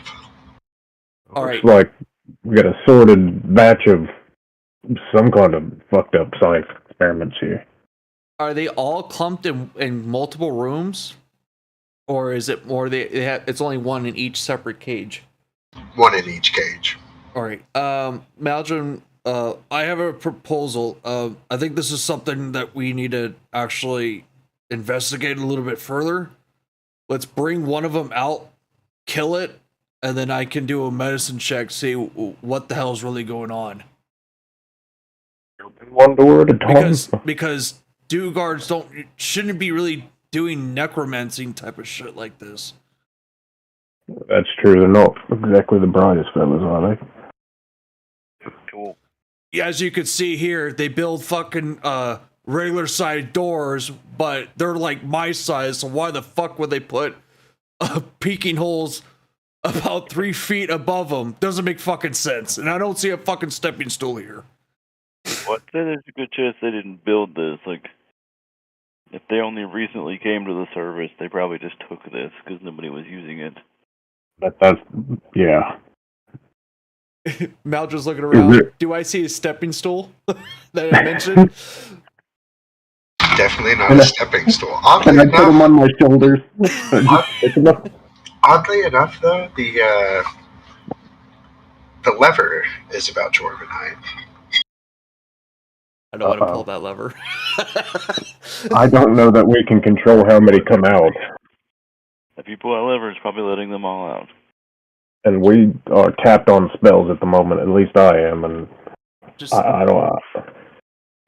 Just bust one of the doors open. That's it. The rest of you can just smack things, but like I have spells left. Like if you want to fight, we could fight, but I don't think there's a reason to. All right. Well, let's keep exploring more. If there's nothing else in here, it's just I don't know. It's just very concerning. Why would they keep undead creatures here? I mean, they don't even look to be undead. They look to be more like plant hybrids at this point. Oh, they're plant. Oh, that even changes the game. That's different. Well, I don't know that they are dead, but I don't know that they have what intelligence they had. All right. I'll ask Casimir, even though Maldron's reluctant. All right. If you're saying they're plant, I don't want to get infected. Do you mind giving me a boost? And I'd love to. Oh, Jesus. Don't say love. I'd pick him up and put him side saddle on my shoulder. Just not too fucking close to the door, man. about 10 feet back from the door, we'd pick him up so he can see in. Can I kind of see and make a medicine check if I'm close enough to do that? As you're kind of 10 feet back, you start to see the arms come through the door, almost trying to give you this outstretched hug that, it obviously can't reach and it's futile to do, but it's still excited and agitated seeing you there nonetheless. And It's really fucked up. you can see like just these various mushrooms that are sprouting from these painful sores on these people's skins, and what look to be these large boils and carbuncles that are just absolutely smote across their flesh here. Okay, I know at a game what it kind of signifies, but would Maldron know if it has anything to do with the abyss? You can make a history check and I'll point you in a direction if you All right. will. Cool. Not very good at it, but here we go. Gonna attempt to talk to them Nope. too. No idea. Yeah, they're just super demented Oompa Loompa mushrooms. Like God said, they're super Oompa Loompa mushrooms. I don't know. I thought I heard that too. I have no idea, and to be honest with you, I could deal with zombies. I can't deal with plant people. There's a lot of factors. If you cut We them, don't know spores can happen and infect all of us. I don't want to fuck with that. Give me a moment. I want to establish a link and try to talk to one of them. Perfect. If they can understand Common or Elvish, I should be able to talk to them if they are able.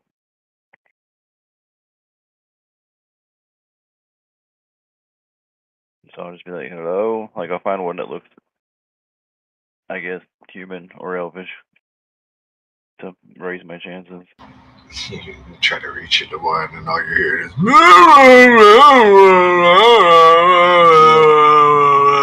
Like, I'll kill that link. Yeah, they're just in my head. I don't like it. I say we just don't deal with that. All Or right. just continue on then. I mean, if we want, we could like try to let them out one by one and kill them, or even kill them through the bars potentially. But Well, I don't know. I agree with they might be able to infect us, and I don't know that we're going to get anything out of it. well, if only we had a rogue. I was just say have him kind of break the lever so they really can't get out. You know what I mean?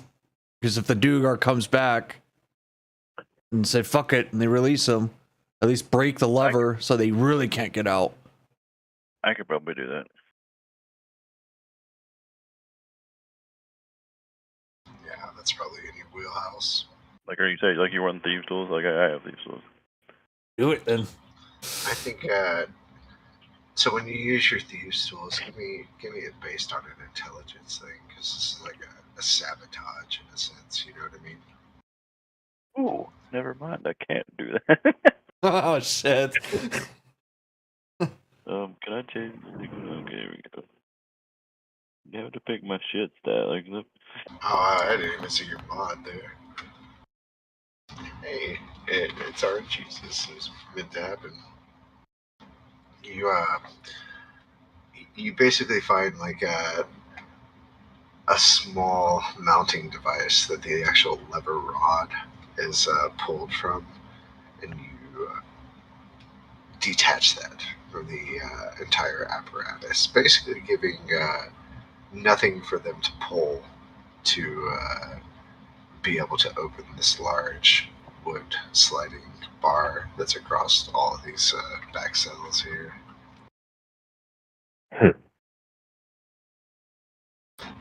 that You should got take like care of it. yeah, you basically got like the end of a lever in your hand. Cells to the west are empty, however, that you're seeing all the doors are open. There's some kind of flight of stairs up to your west as well. All right. Is there anything of note in the rooms with the open doors? They all appear to be empty. There's I'm a gonna- modest furnishing of like a bed and like a pot.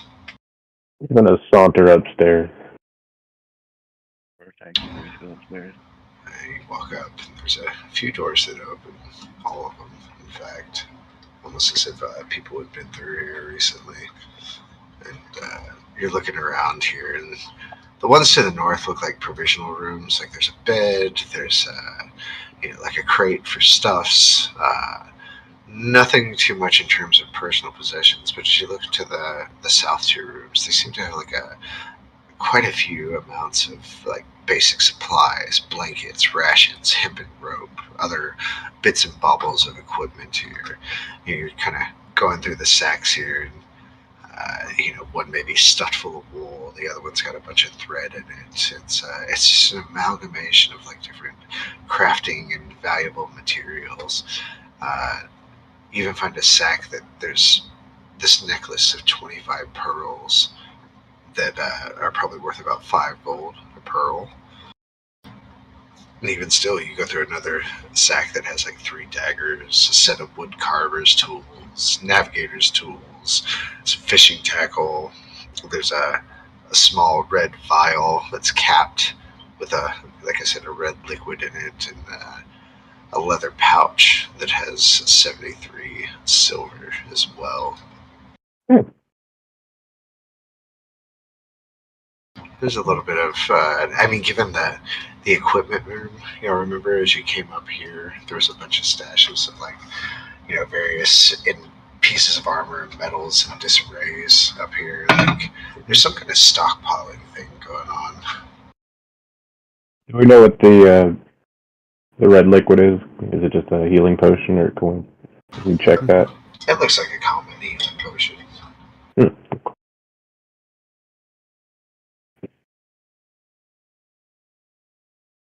Well, anybody need anything?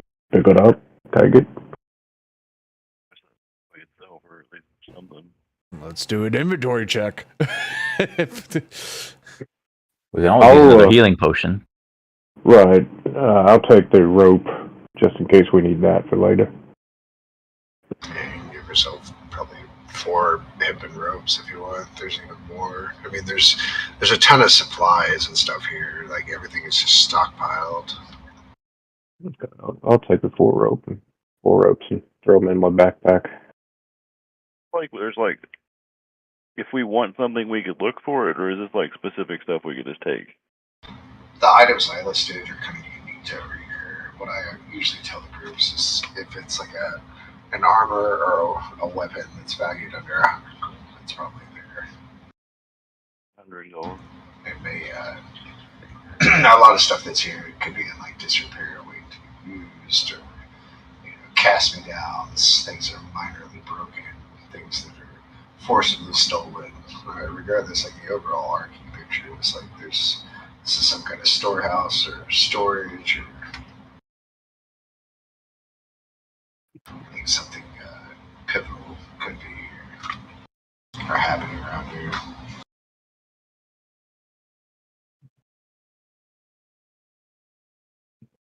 But if y'all don't mind, I'm gonna go refresh my water real quick. Uh-huh. I was just thinking about our friends in the other room, and those fishermen are still missing. That's right. Well, so that's a problem. What, we're gonna bring back the infected to town? I don't think so. Well, I don't think we're not really near the water where they were at, though. I mean, it's possible, but we're not really the same place. Well, we're near that lake. Kind of, but we're not near the town, but we're like opposite direction from the road and stuff, though. So like, right, but they were clearly brought here. yeah. I mean, we could maybe note. I'm not saying I think it's for sure them. I'm just saying we could maybe note they're down still what missing, races and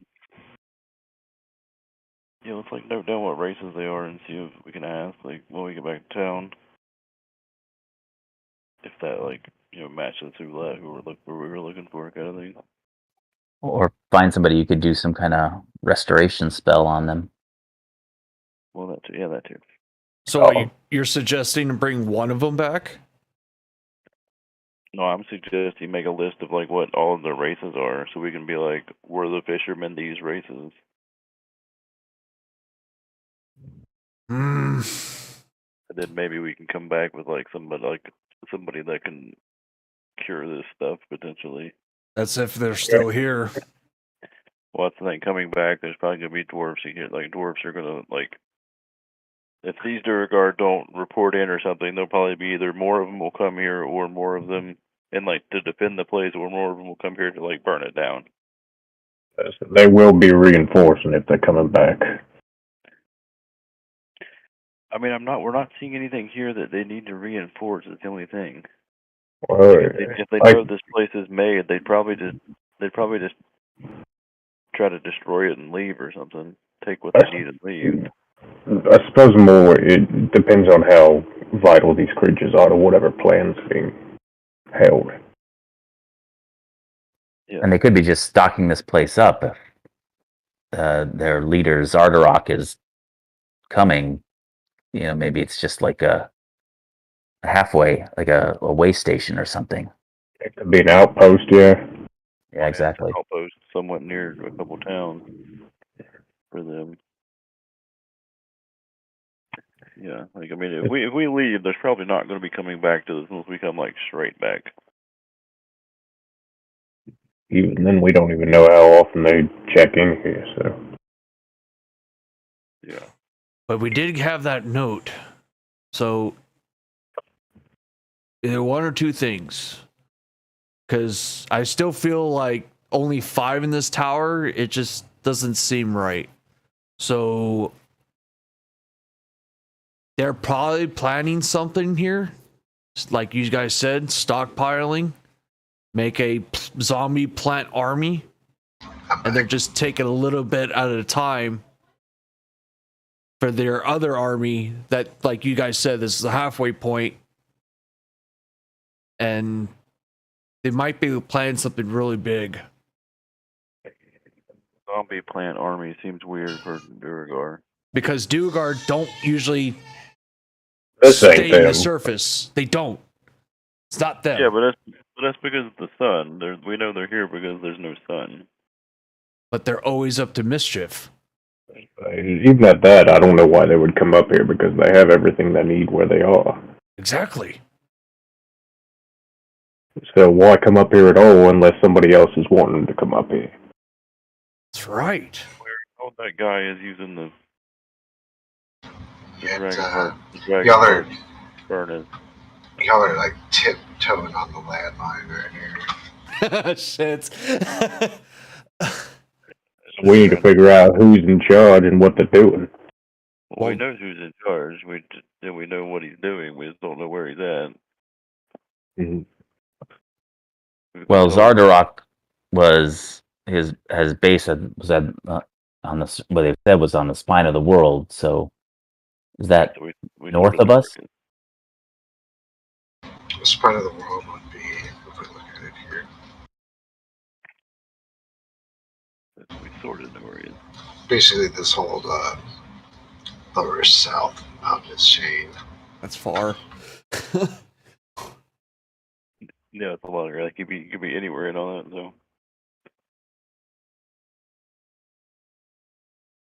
Well, we could just start with East Haven.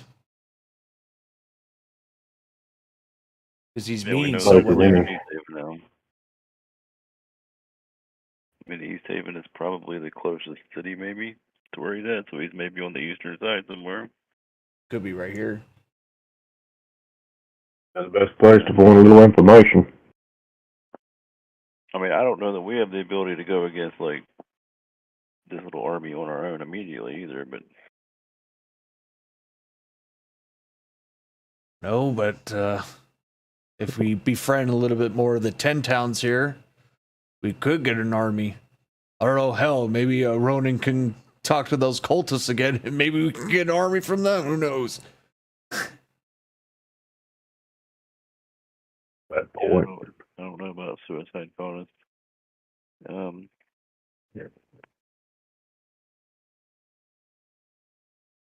know. I think as far as what we're doing, I don't. I don't know that there's anything to do with these people unless, like,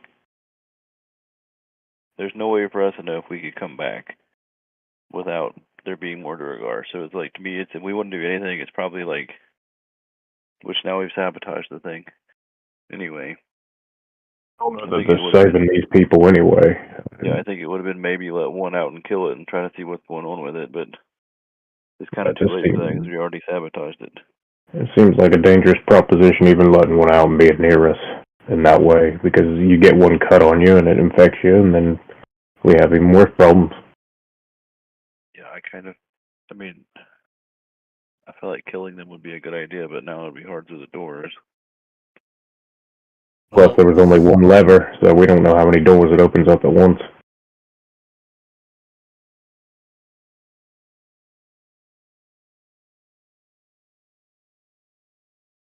Or even if they'll just die of atrophy being in there. It's true. I just don't want to risk us trying to kill them and one of us getting cut, like you're saying. Unless you decided just to start throwing firebolts through the door. But the thing is, when you do that, especially if there's pus in all them, and they're kind of plant-based, mushroom, usually they spread spores. And that updraft of heat it'll send them sky. It'll send them going all over. Exactly. So it's a risk, but it's up to you guys what you want to do. I just say leave them. They're quarantined, and then maybe possibly another, group of rescuers can actually properly get them out. They're contained. Would we have to go all the way to Bryn Shander to find somebody who could cast like a greater restoration or something like that? You probably couldn't find a greater restoration in Bryn Shander. Mishan she's good, but she's not that good. That's 5 powerful magic right there. We're talking level 5 and up. That's some potent magic. And according to my experience, I'm not there yet, so I can't cast it yet. You're what? I think maybe, as far as we can tell, the only way into this place has been the tunnel we came in, like from the tower, in that giant gate.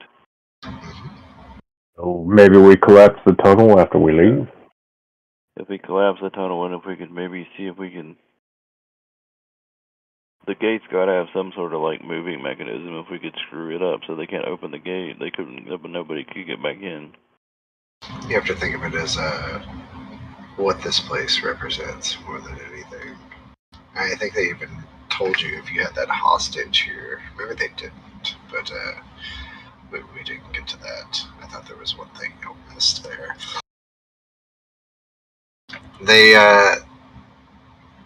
I think they would have alluded that the outpost was built to Calvin's Cairn for one reason, and that's once 10 towns is gone, they'll have to conquer, the next threat. This is the staging area, right? And where are they going from there? The most immediate target close to Calvin's Cairn is the Dwarven Valley.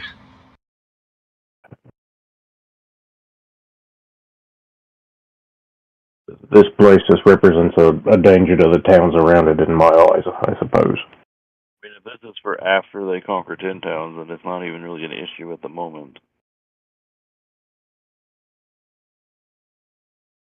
It's more like they're prepping for it. It's actively already in play.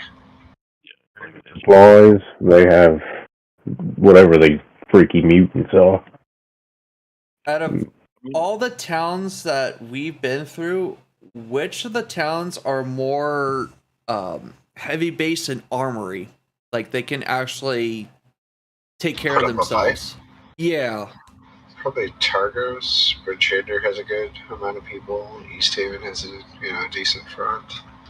The other smaller towns like Caradinival is going to be pretty hard. Cairconig, Goodmead, Dugan's Hole, like the smaller towns are going to have a hard time because there's maybe 100 people in there. Yeah, Maldron is thinking this. He would literally say this. Well, here's the problem. I guess some of these towns don't like each other. So the problem that we have here is this.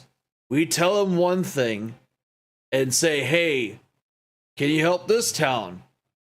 And as it stands, we already had that example with that one tavern keep that didn't like Maldron stopping his fingers. I believe it was oh god, what was it? Tourmaline? They didn't like us helping them in Tourmaline. The fact that you guys sprung a ghost on them. Right.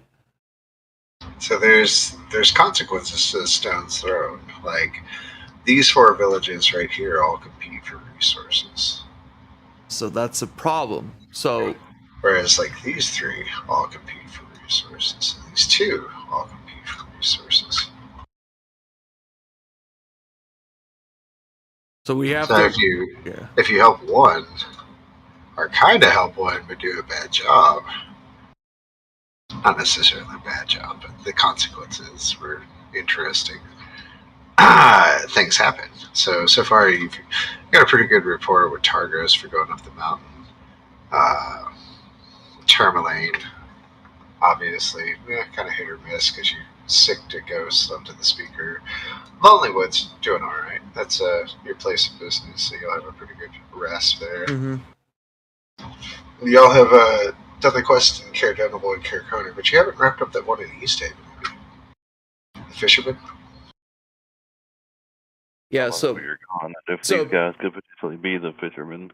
So basically, is this if we're saying that the Duergar is going through Dwarven Valley and literally town hopping between Tourmaline, Caer Denival, Caer Konig, the thing is, we have to pick on who we have to really warn and prepare and expect a couple towns to fall if they don't take our word for it.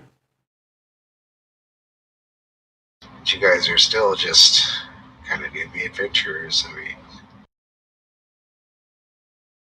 you kind of come up a little bit, but those towns that you've helped and talked to, you guys are so close, so close.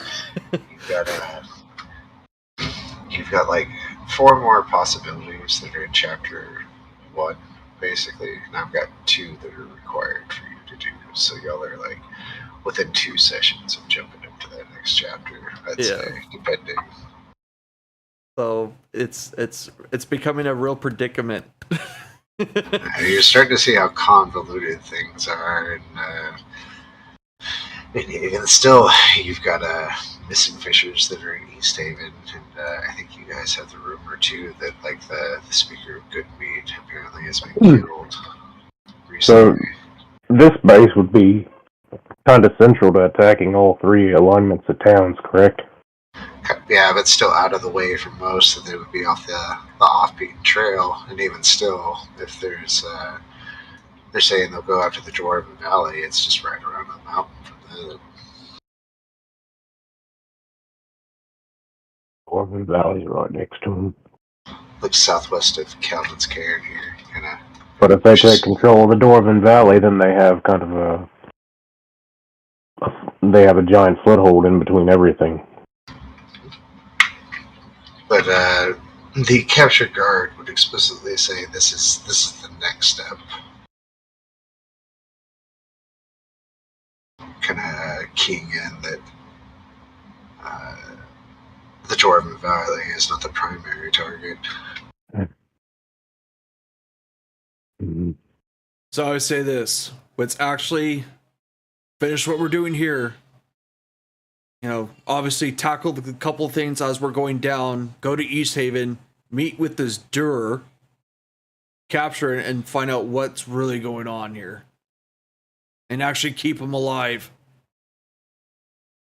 I won't hurt them that bad.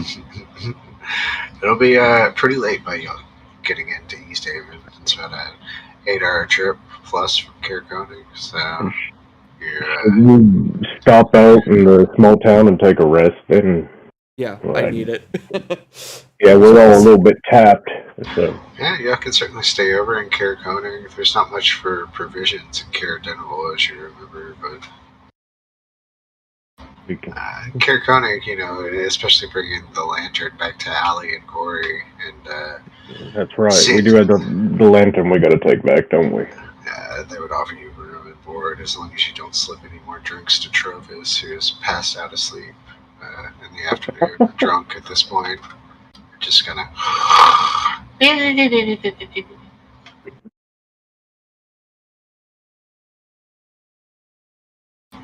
Well, it takes y'all, even then, getting back to Caraconic, good like 4-hour trip, so it's about 6 o'clock when y'all pull in. Nickel, what do you think?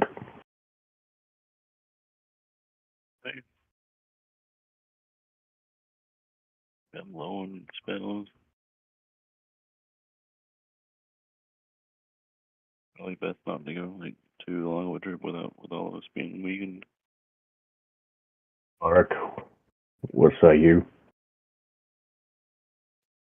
I think staying the night in Caraconic makes the most sense. We can push on to East Haven in the morning. Eldrin?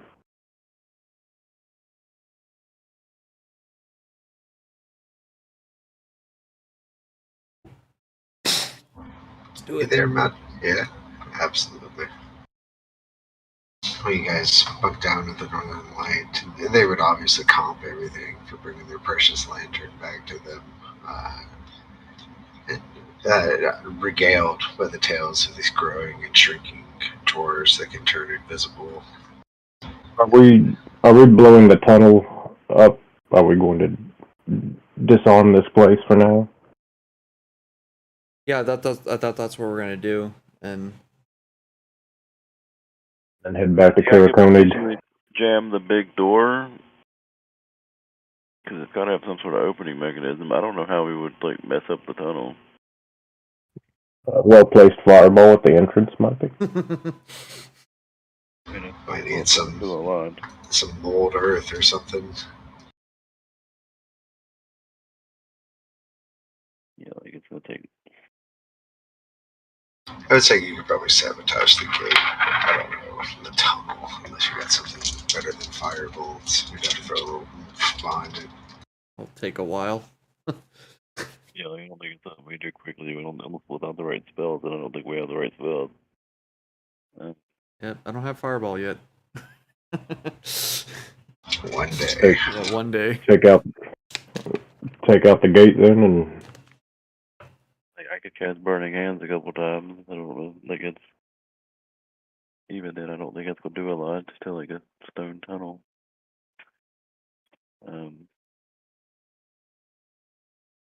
do they have anything that might be explosive in here? Like, if we look around for in the supply area? Their civilization is built on carving out efficiency, so they come armed with these war picks that are basically sharpened mining picks that they use to excavate things in like a strip fashion. You know what I mean? Just collect everything, and it doesn't have to be pretty, it doesn't have to be great, it just has to be done.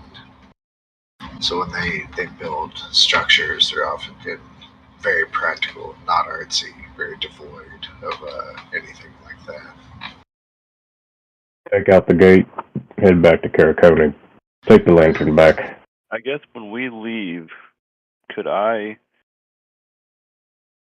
have my mage hand on the other side of the door, try to lock the door? We have to pick the lock to get in, and if nobody outside has a key, then nobody can get back in. Yeah, I'd say that's feasible, because there are even windows that you can send it in. Like that might at least stop some people from getting in. Like somebody else probably has a key, but yeah, I'd say that's feasible. It at least would slow people down, maybe. As you guys are coming back into town, and even still, who was carrying those crystals, by the way? I think I wrapped them up in a blanket and put them in my backpack, didn't I? I think so. If you're looking through your backpack, just taking an inventory at all, at some point, all of your rations have spoiled, all of your water has gone fetid. I kind of relay that to her. We might want to put these somewhere else. They ruined everything. Anything edible, anything to drink, just ruined in here. We need to store them somewhere then.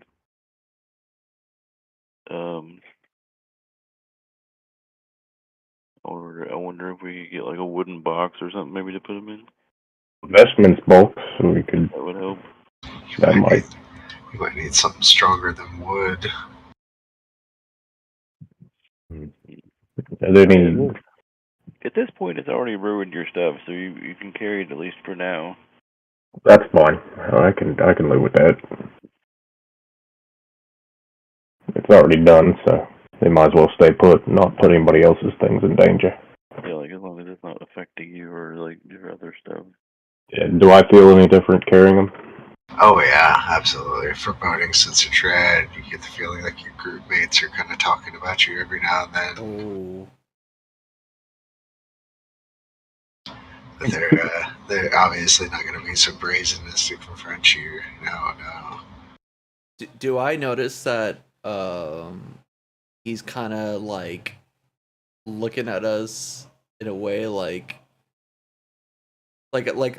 you say at a party, like that one person always like paranoid and always talking shit, and it has like scowl look on their face or something like that. Does it already looks like? You may be able to like give me an insight. Okay, for sure. Read him a little bit. All right, insight. I'm pretty good at that. Oh my god, really? That's him looking at me. I was teasing again. It just looks normal to you. Shit. Okay, yep, I don't know. But obviously Maldron at the end of the night when we stopped, because I wanted to cast a detect magic on them. When we have time to sit. We wanted to do the lantern too, didn't we? Can we ask when we get back to maybe? I think we should still check that out. Detect magic on it. I can do it on the lantern. You can do it on the bits and pieces. You mean the lantern you gave the girls back? That was their... Oh, did we already? Okay, we already gave it back then. Yeah. Magic doesn't tell you much anyway. It's just a lit lantern that makes lights, basically. So it was just pretty to them, but that was it. Okay. Real? So if I'm feeling just gnarly, I just kind of throw them the sack with the rocks in them, or the crystals, and just do whatever the hell you want to do with them. I'll let you guys do a religion check at advantage at this point. Kind of looking at his stuff. His rations. Who would like to do that? Well, I don't have as much as I thought I did, so I might not be the best, but I will. I'll get in on it. I have 10 rations, so... This is more about the religion check.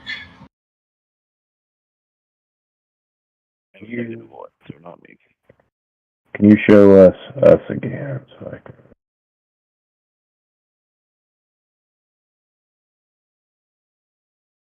So wait, nature or religion? This would be religion in this case. Got it. Oh man, here we go. Probably all bad, so. Should be advantage though.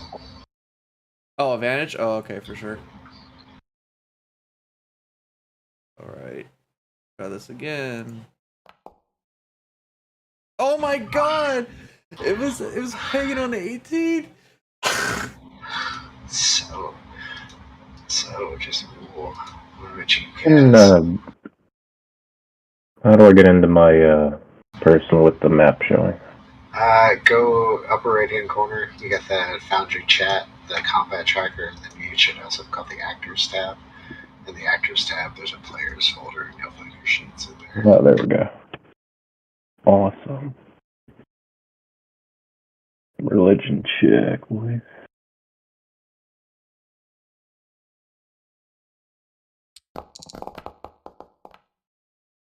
A little bit better. Yeah. Better. Maybe we can even go one further and say you have the rationale to burn your divine sense, yeah? I sure do. Yeah, the inside of the bag that these were contained in is now considered desecrated.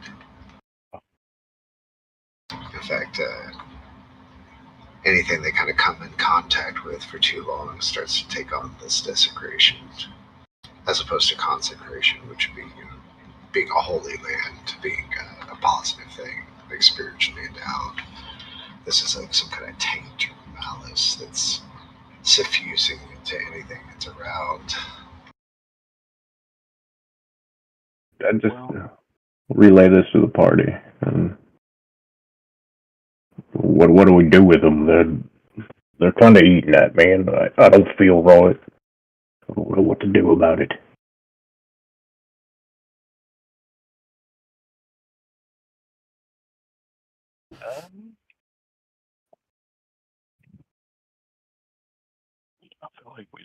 I feel like it would be good to have somebody look at them, but I don't think we know anybody that would know anything.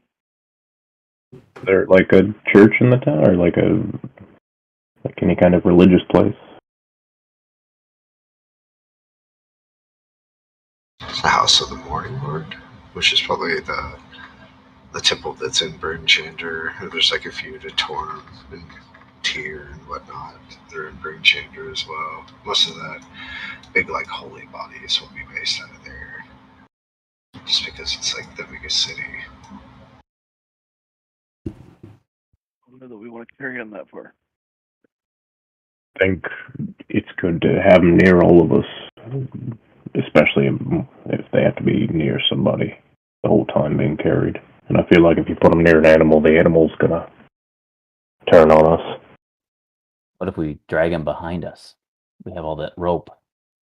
We do have the rope, but the rope was in the backpack with the crystals, so... If we had a strong enough box, we could probably hold it in, but...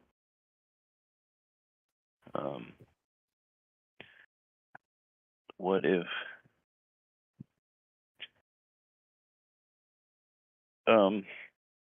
based on that letter, did the letter, I can't remember, did the letter make it, like, really tell us what the Startling was? Because out of character, I know, like, the rocks are that. Yeah, but it kind of alludes to it because you find these strange stones and hear this word called Chartlin that's talking about gathering it up here. okay, so what if we like stash these somewhere where nobody will find them? Like stash them somewhere near town. Are there any like trees near the tavern or where we're at, and that we could like put them like 10 feet off from? Yeah, there's certainly some nature features around you can take advantage of. Because then we could just ask, like at one of the temples about Chartlin, if the name should mean as much as the rock does. Like not even like a tree, because I don't want to kill the tree. We should find like a pile of rocks or something. Yeah, there's a big rock, but within a big rock, there's something. I'll find a little way to stash them somewhere. Either on a trail in between towns or off the beaten path. I think like as y'all were traveling up the coast, you were looking around, weren't you? Trying to see if you came across your fishermen. Or did y'all just completely drop that and say, man, peace out later? Fuck your fisherman. Well, we can't confirm or deny. So we'll ask around, we'll play dumb on what the races were. We won't mention it if they are that.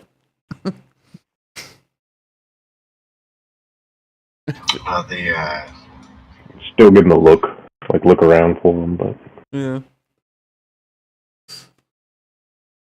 Yeah, what were the races in those cages? We never like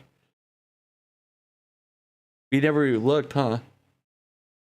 We got like What races? What cages are you? Oh, like the plant human dwarf hybrid. You wouldn't have any inclination that those two are connected, Okay. especially because Imdra, captain of the guard in East Haven, told you that these fishermen were kind of old salts, so they didn't travel a lot of the common ways in fishing for Lancashire, which, if you think about it, every single person that's in Lancashire is like extremely on the western coast. So anything that's right here is probably going to be really fished out. If they're being savvy, they're going to go as far away from the villages as possible. And that's what she was kind of alluding to. Probably still keep an eye out, try and look around for the fishermen if we can. Or we could go back to East Haven following the east side of Lake Denizens. Of the other side of the lake. It's probably a full day's trip, but you could definitely do it. I think it's worth a shot. So you guys can have a game plan for the next morning here. You have a supple dinner, some kind of lightly breaded and fried fatty knucklebone trout. So we took a long rest, I'm assuming? I'm assuming y'all would be bunking down at this point, unless you got any other business you want to attend to. I think that's really it. I don't know what Ronan was thinking, because I thought he had a plan from last week, what he wanted to do, or 2 weeks ago.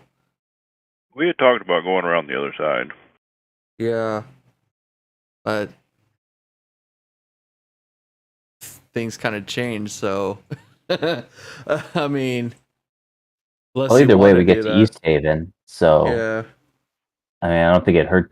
I mean, it probably is a little bit slower going, but it's probably worth it if we get some kind of clue to those fishermen. So then might as well rest at Karakonik and then just go all the way around, end up at East Haven. Yeah, like leave right away in the morning from Karakonig and then go along the east side. What they're talking about is what they did initially was they were traveling up the coast, was take the long way and go across the geography rather than the trail to check for the fishermen. And now they're saying on the return trip they're going to take something that looks like this back. Okay, to mark a long rest now. We good to do that?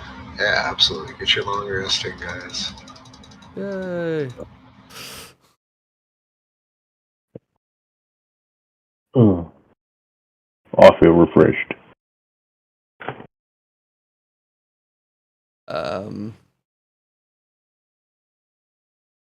Obviously, he didn't sleep with the crystals, right? I do that like found like a large like rock or something and buried him next to it with just the whole backpack because the backpack was just fucked at that point.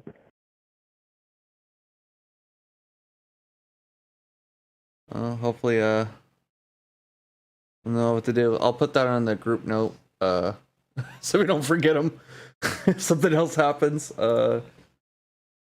buried. I'm getting my notes too right here. Crystals. I'll say weird. Mood crystals. I'll say that. They were purple. It means I was anxious. Yeah. Also, something we need to decide too. We didn't actually decide who. We didn't say who took that healing potion. You said by a tree under a rock? Just under a rock because I didn't want to kill. Like I feel like it will kill the wildlife, like anything near that. So I agree.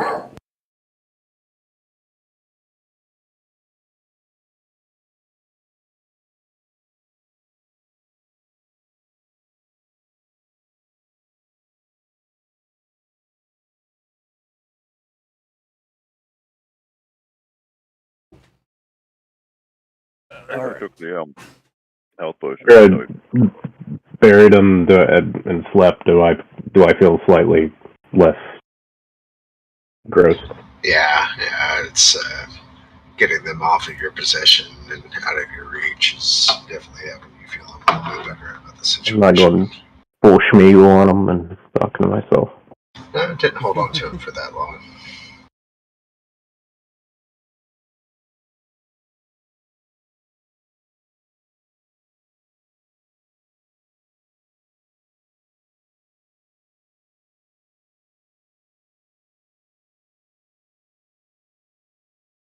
Alright, that makes it more better. So we know what crystals we're talking about. The two views on that.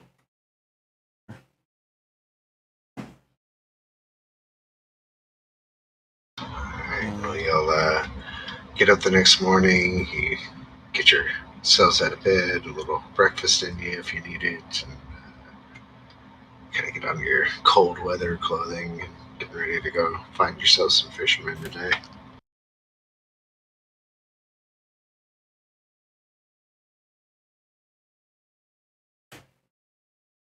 It's probably a pretty peaceful trip out on the ice floes, kind of walking around. You know, it's a pretty uneventful day. You take in a little nature, you may occasionally see like a seal or some kind of walrus out in the air here. It's pretty uneventful until like the sun basically goes down. It's about 4 p.m. You'll have been trouncing all day basically. You get to about here. You've maybe got a few more hours, so maybe staying. You haven't seen much luck with these fishermen at all. But as you start to approach this area, you see a boat that's been tied off. It's kind of connected to the. It's still bobbing in the water, but connected to the shoreline here. I have cold resistance, so I'll walk out to the boat. Yeah, absolutely. You may have to like grab the rope and pull it in a little bit, but as it starts to rock ashore, you can audibly hear what must be 2-3 dozen glass bottles that are moving around on the inside. And inside, you can see they're all bottles of mead. There's about 4 sets of tackle that are in there as well. 4 fishing poles, 4 oars. There's also some footprints that are kind of leading out more easternly into what looks to be like a rock face, probably about 100-200 feet in the distance. I'm just bringing up D&D Beyond real quick to look at y'all's stats here. Maldron, you've got a 15 passive perception. You smell something really slight but savory in the air, something cooking. Oh, that smells fucking delicious. You're feeling the whole like cartoon lifted off the ground, heavenly smell type of waft. Like Elmo Fudd. That's what he looks like right now. Delicious. Oh.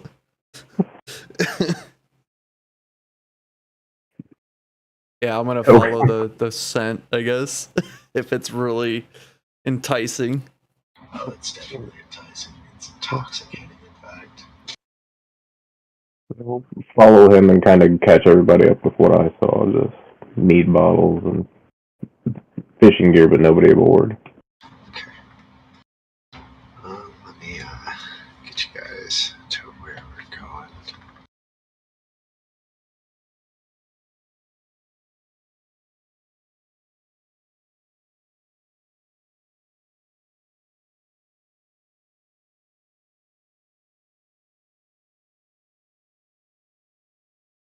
Oh man. Okay, hold on. I've got to shut down y'all's game for a second because I've got an old import of this map. And I gotta grab it so I don't have to draw all the wall lines on the fly.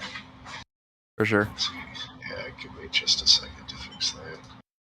I'm gonna shut down the server so it'll probably disconnect you.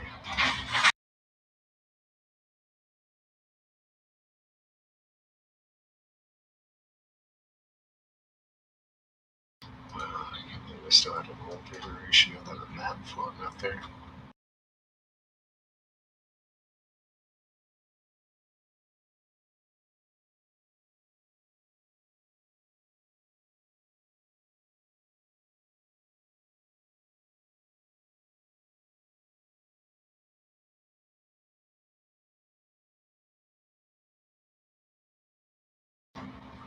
Hey there.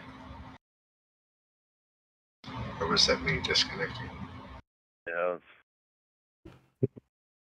Family? computer was being weird.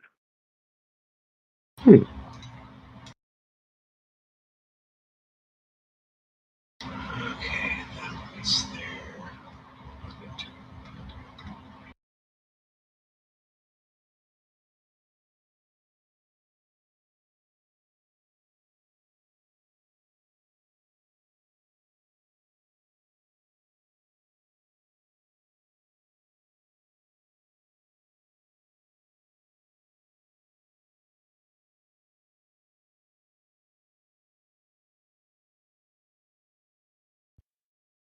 Alright.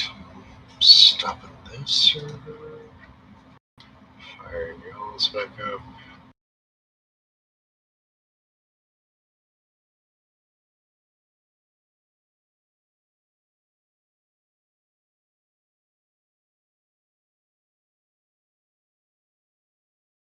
And y'all should be able to start logging back in to Foundry now.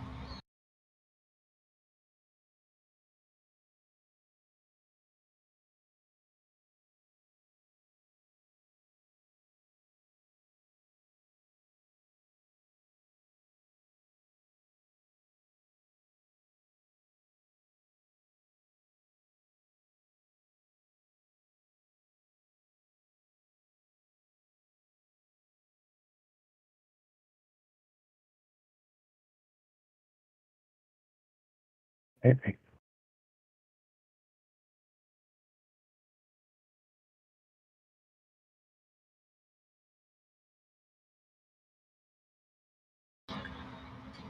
You know, I might just have to say, forget about it. Or roll with it without walls for the moment. I'll just put some in real sloppy. Not sloppy, but quickly. For some reason, that didn't work.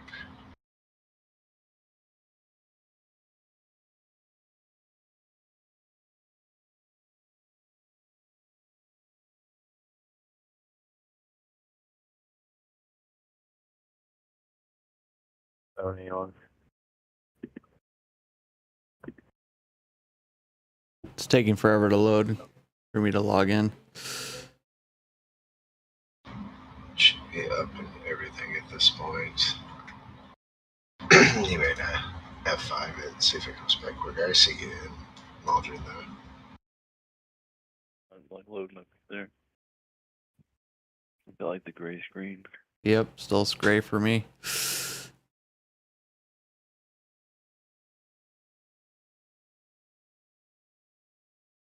Let me reload one more time.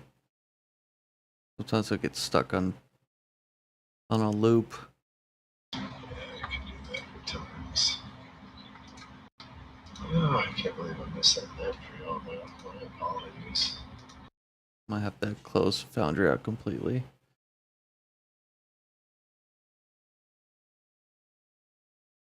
Let's close it out. And then we'll go back in here.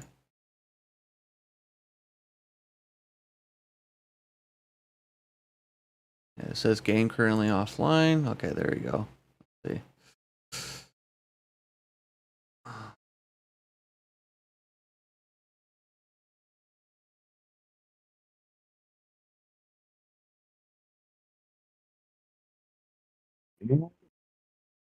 Oh, nothing. Something's up. Make sure I delete your cookies for the forge. That can be part of it too.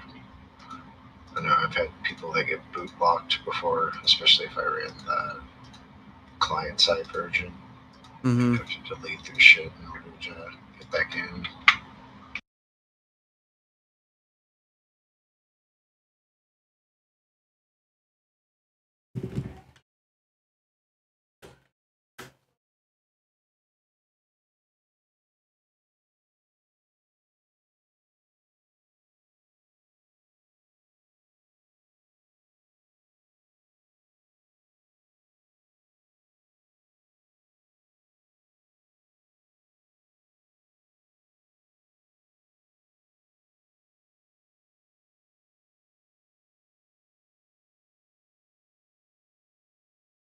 And launch.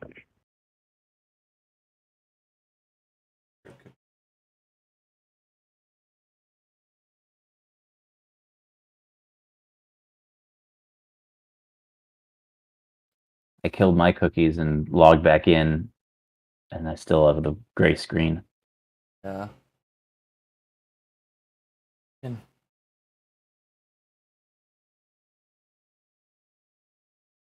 Is anybody in? I don't know. It's all right. Yeah, I'm still getting that gray screen. Let me. Oh, there you go. It just picked me out. uh.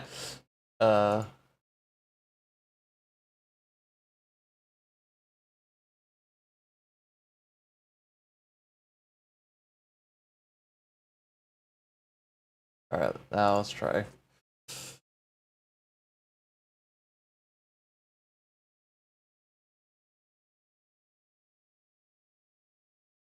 I'll give it like a minute.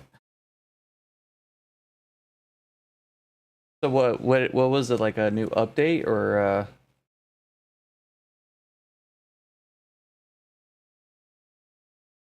No, I thought I had a mod that would allow me to pack a map and pull it in Oh, between my games. And I tried to do that, but when I got back to this game, it hadn't like properly? populated over here yet. So just lesson learned in hindsight. I'm just like throwing a real ugly wall of the maps up real quick, Yeah. like literally almost done.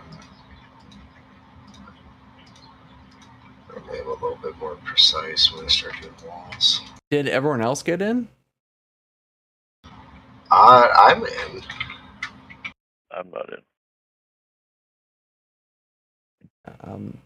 I'm getting never ending. Let me close this out. And close all my browsers and then reopen it.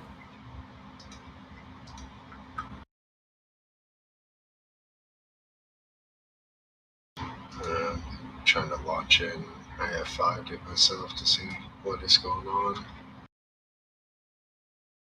All right, let's see. Because usually on your games, I get in like real quick. Yeah, if this is something happening, it's like a node that's going down. It's like I'm supposed to have practically global coverage with the server. Oh It's no. weird. I can't get in either. I'm gonna shut the game down one more time and spool it back up. All right, I'll close it out when you do that.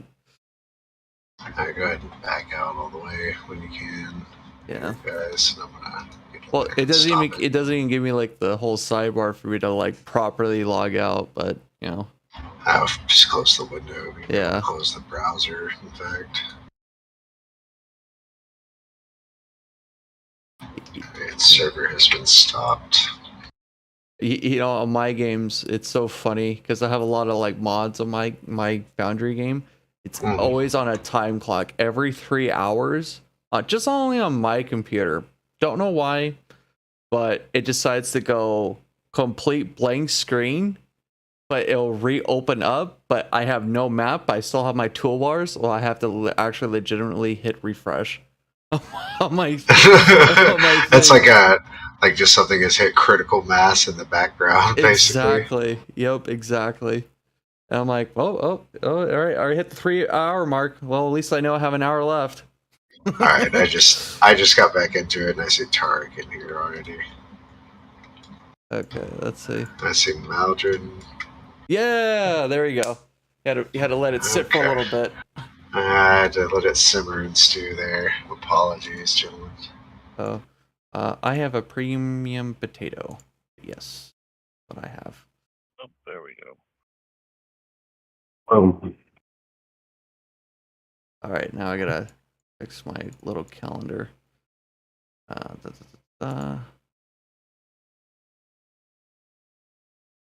like to be a potato, I suppose. Open compact. There you go. A marshmallow.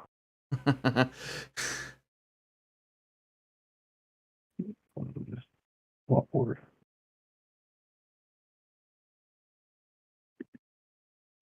quest for potato supremacy begins. Sorry, I'm up one more set of walls to work in. Here we're good. There. Your favorite potato dish? French fries or like au gratin potato? No, it's all about the Cajun fries, dude. Oh, the Cajun fry? Okay. Cajun Does anybody live near a Bojangles? No, I'm in I do California. not. I'm out in Ohio, so yeah, I know. Don't remind me.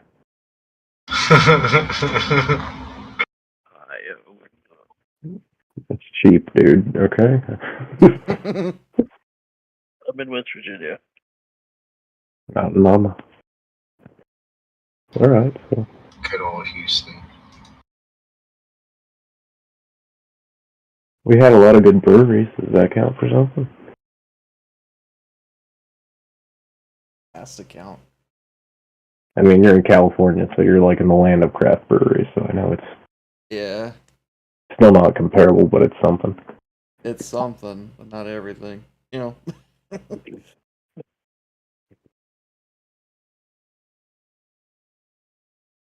I pandered 1,000 to live in a house. How about that? That's something. Well, that's cool. Mine's family inherited, so I'm only paying a mortgage that was bought in 1960, and I'm How's only that paying. $300 mortgage? Wait, no, I would say it's because we refinanced maybe $1,200 a month for a Oh, okay. four-bedroom Well, house. In California, it's like holy in shit, California? really? Yeah. Fuck, dude, you're doing good. I'm kind of like in like the bad neighborhood area in a sense, but not too bad. Just bad enough. I would say Bad enough. bad enough. Lock the door at night. Let's just say I'm on the right side of the tracks. All right. You know? Fair enough. So I did all this mapping and realized I didn't scale this map. We made theater of mine this show. oh, no worries.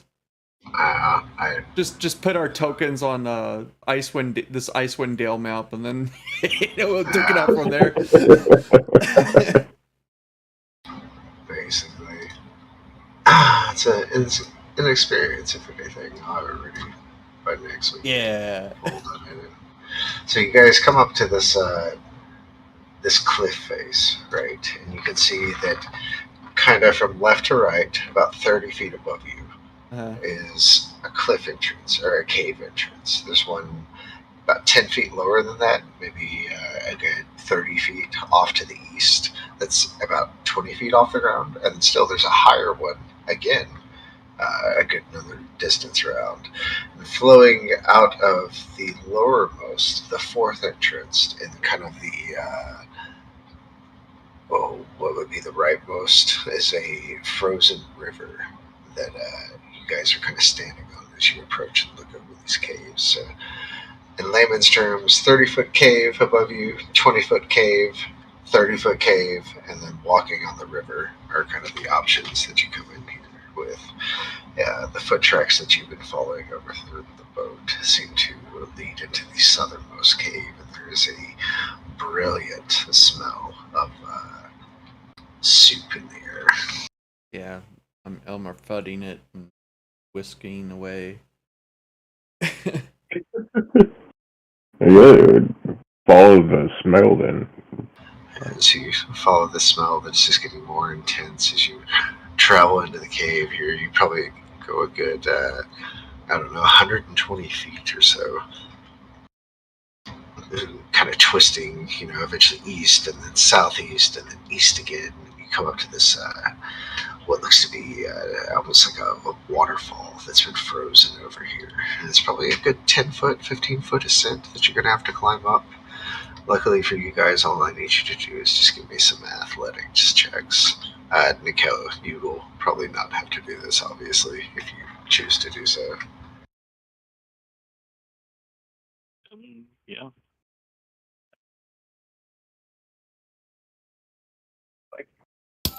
Choose to succeed. I'm going for that goddamn soup. Some good soup.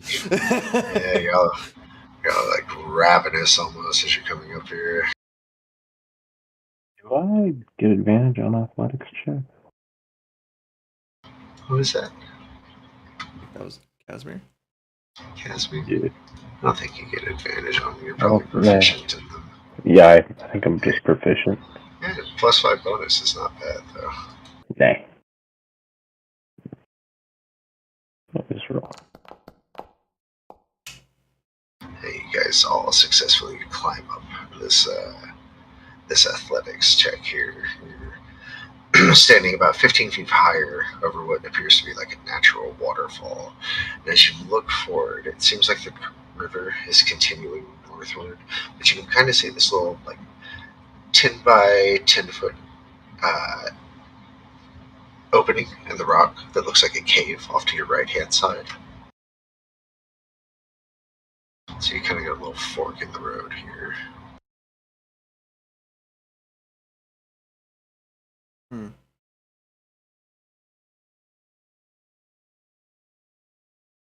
think we should go in. The smell of the soup is definitely coming from the side of the rock rather than the river flowing northward. Just be ready if it's not friendly, you know? Keep our guard. We don't know who's out here. Absolutely. Maybe a good thing to do. Anybody stealthy enough to go and check, maybe? Anyone scouting? Nikel or Tarek. I mean, I have a +5. I mean, I can make them invisible too. I can make myself invisible. Yeah, just mind link us. I'd say I'm about as stealthy as a rock slide, so. Yeah, us people with armor can't really go in there. I make myself invisible or just try to be sneaky. Up to you. It's, Maybe run with the sneak. We don't want to burn. We're just going to burn a spell if you do that, correct? Yeah. You just go for the sneak. I don't have So early. my like second level spells. I have nothing for combat right now, so like Okay. burning a second level spell right now isn't the worst thing for me. Like obviously I can't upcast anything if I do that, but I mean, the thing is, we're not like literally going in a fortress. It's just a person Cave cooking with food, soup. you know. So. oh. Okay, well, first thing I am going to burn a spell and do this. Perfect. Fair enough. Yeah. And how big is the tunnel we're in? about 10 by 10. How, 10 feet tall? How 10 feet tall? Like, how tall is the roof? Like, it's 10 feet tall or? Yeah, 10 feet tall. Huh. But it's kind of a tunnel, and as you maybe, I don't know, are we invising or are we stealthing first of all? Well, it depends on what the room looks like. If the room gets bigger, I want to crawl on the ceiling, assuming people usually don't look upward. For the most part. So you're trying to do this at least stealthily? Yeah, if the room gets tall enough. If it's not tall, if it doesn't get taller, I'll go invisible. Yeah, it's certainly as you're kind of crawling through the tunnel, it seems like it's making a gradual turn upward, like you're having to crawl up a slant, which isn't a problem for you at all, but it's noticeable. Yeah, I'm just like, if it's 20, 30 feet tall, I figure people usually don't look upward, so I might be able to crawl along the ceiling and not be seen. Okay, so why don't you give me a stealth? So at least It'll also terrify the fuck out of people if I am seen. So there's two sides to that. I'll make a link with who wants a link to talk to. I'll make a link with Maldrin to talk to if things go poorly. Nice. Go. Alright, so you peep around the corner here. I'm going to show you what you see in Foundry. And give you dimensions to kind of put it in here.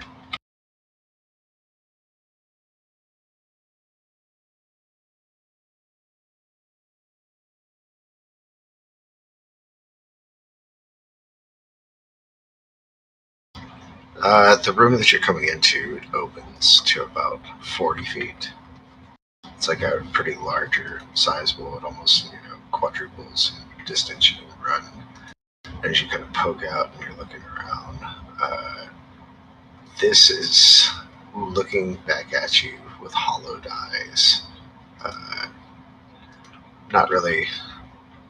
If you look at the pupils right there, it's still kind of blank at the moment. And these details.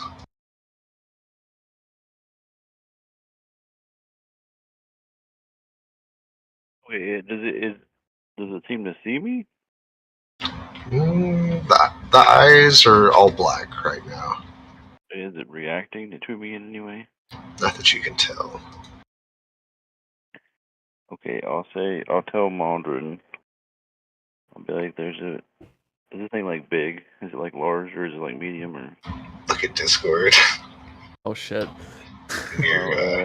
Okay, so it's like It's like huge. yeah, it's absolutely ginormous. Okay, The axe alone is probably like 15. okay, I'll tell Mondrin. I'll be like, there is a. Oh, it's encased in ice. Okay. There's a giant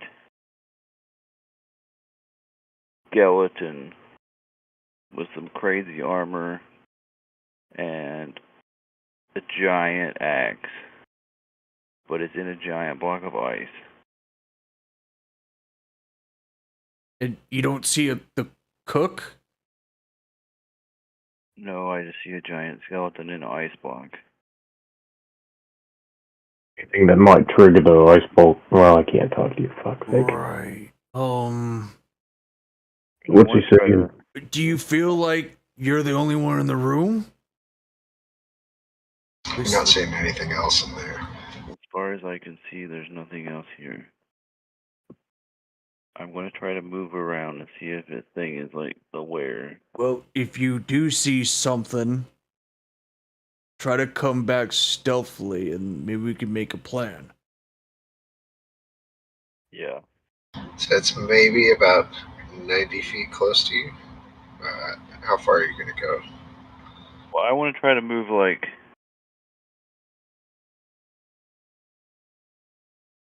sideways to like see if it seems to like if its head follows me or anything.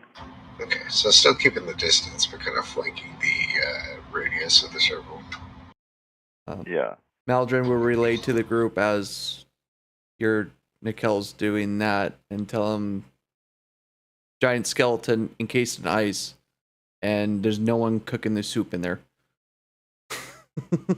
That he can see. So, Free soup? and no sign of soup yet. But you're able to move kind of along the perimeter of this room. Wait, okay, and then you're gonna look a little bit, kind of look at the distance I'm dealing with.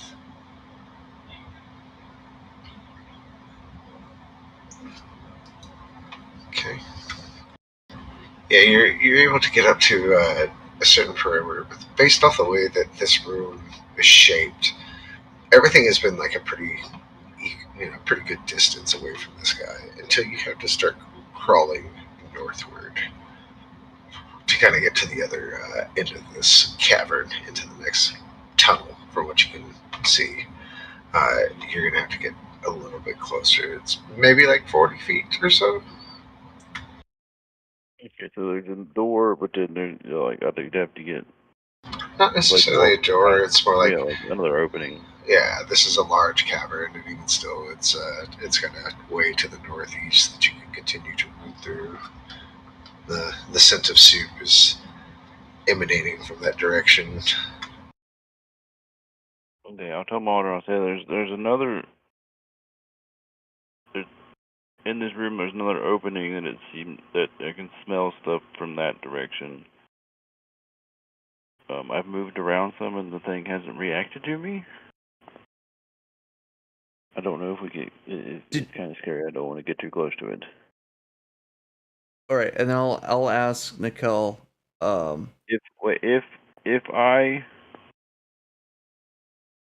If I sever our link, I could try to make a link with it and see if it can talk to me. All right, I'll say this before I hear what you're saying. Meldrum will go, all right, is it okay for us three to proceed and get closer to you? Yeah, I think you could come in the room just as long as you don't get... Like, you could at least come in the entrance of the room, and it probably isn't a problem. You don't think it's alive? Well, I'm trying to determine that still. All right, But it hasn't reacted to me in any way yet. All right, we'll go on. We'll go silent for a little bit. Try to see if we can establish a link. If it is alive, we won't come in and come right back. Deal? Okay, well, if I establish a link, I can't talk to you again without being close to you. Shit. All right. I have to be close to whatever I'm doing it with. All right. So then I'll ask the group, should we go in? Because he wants to establish a link with something else, but he won't be able to establish a link again without actually seeing us. Or I could try to cast attack on it. If he's going to try and connect, I'd rather be close so he doesn't get pounded into the ground while we're trying to run in there. Yeah, I don't think we should be out of contact. All right, so then I'll say this to Cal. Okay, we're gonna go in. Just tell us the best route so we don't get lost in the cavern. Just walk us through it, and we'll go from there. I think for now, I think if you just come to the opening of the room, so you could at least see if things go poorly. Yeah, it's kind of, there's a way for you guys to basically stay around the corner while Mikkel attempts to make contact here. Okay, we'll I think we should stealth in. Yeah, that's what we're gonna do. All right. Okay, now I could leave our link up and cast detect thoughts on the thing to at least see if it's like thinking anything, if it's like alive basically at all. So Nikel's roughly what, 150 feet deep in this cavern, or 100 feet in? He's probably a good, let me guesstimate here. Like a good yelling distance. Yeah, absolutely. He's probably like maybe 60 feet deep in the tunnel. Oh, then that's not too bad. Yeah, y'all can certainly keep pace if you wanted to move up. Like, All right, we'll start heading a little bit halfway in, but we won't get to the point where he saw that giant. We'll be like maybe roughly like, I would say what, guys, like maybe 40 feet. And before we get into the next big old cavern, we'll just be in that little strip way of the tunnel. yeah, Try and stealth while we're going. I'll have y'all planned up in my head. I have y'all kind of like just around the corner here. Yeah. In my head. I think that's the best thing. So maybe Nikel, if he needs to reestablish a link, he can look at one of us possibly, and then go from there. That'd be pretty close. Yeah. Absolutely. So at least we have long range distance. Obviously, I can do something long, and then Tarek can just like fucking bull rush in there. Casimir can just smite shit from afar if we need it. I also have turn unholy too. Oh, so there you go. If need be, for my channel divinity. Yeah. Okay, the like ceiling is like 40 feet, right? So like me on the ceiling, it could still reach me if it like woke up and tried to hit me, right? Well, you have to be. What is it? You have to be 30 feet away for detect thoughts? I'd be 30 feet away to do either of the plans. Yeah, so I think even with the game plan of you coming up, you'd be 30 feet away from melee range. That's what really matters. You know what I mean? Yeah, but like I'm thinking, like if it woke up and stepped towards me, if it's 30 feet tall and the roof is 40 feet tall, like it could hit me, right? Let me kind of expound Like on if it. it I'm gonna. like if it got below me, it could reach up and hit me. Is what I'm thinking. Is what I'm saying. No, I don't think it would be able to hit you. Just because Gotcha, okay. it's encased in ice. So I think the more important thing is like if you're going up with either intentions of doing either of those, when you get within about 30 feet, its eyes light up and they're looking directly at you. Oh.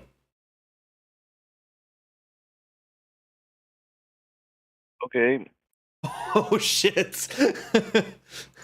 Now, this thing, technically, this is where things are going to get interesting here, is restrained and it's paralyzed at the moment. So, I still have the old conditions that we're going to fix that. But this is probably the good point to put a pin in it because this is the powder keg. When they're paralyzed, the important thing to note here is that if you look at Foundry,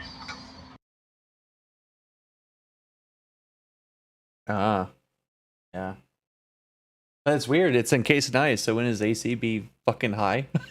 I don't know. up into a point, like he technically can't move right now. So it's kind of like if you've ever really encased something in ice and like smashed it against something hard, like it fractures along the way because of Will. it's like you can break some pretty heavy things when they're encased in ice just from the force of being surrounded by that hydro density. That's not good. So yeah, there's something interesting in the caves. This way it comes, guys. You're starting to put together some pieces here about what may actually be going on. There's dwarves collecting some kind of crazy tainted ice metal stuff. There's a plan to destroy 10 towns. There's a backup plan to go after the Dwarven Valley. There's some shit going on. And y'all have what, maybe 4 or 5 days tops until your end's done. Shit. Uh, I don't know the skeleton, man. That's concerning because if that's in the fucking cave and something's cooking, I can only think of two things out of game. One, we might be dealing with a fucking witch. I don't know. Because that's so weird. Or two, it's probably more of those Duergar and they have a necromancer amongst them and they're just sadistic fucks. I can tell you that one right now.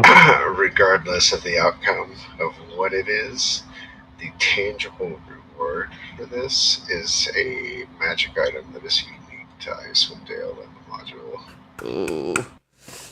Oh. Oh, shoot up. But we'll get to it next time, I guess, guys. We definitely need everyone. Or fucking everyone.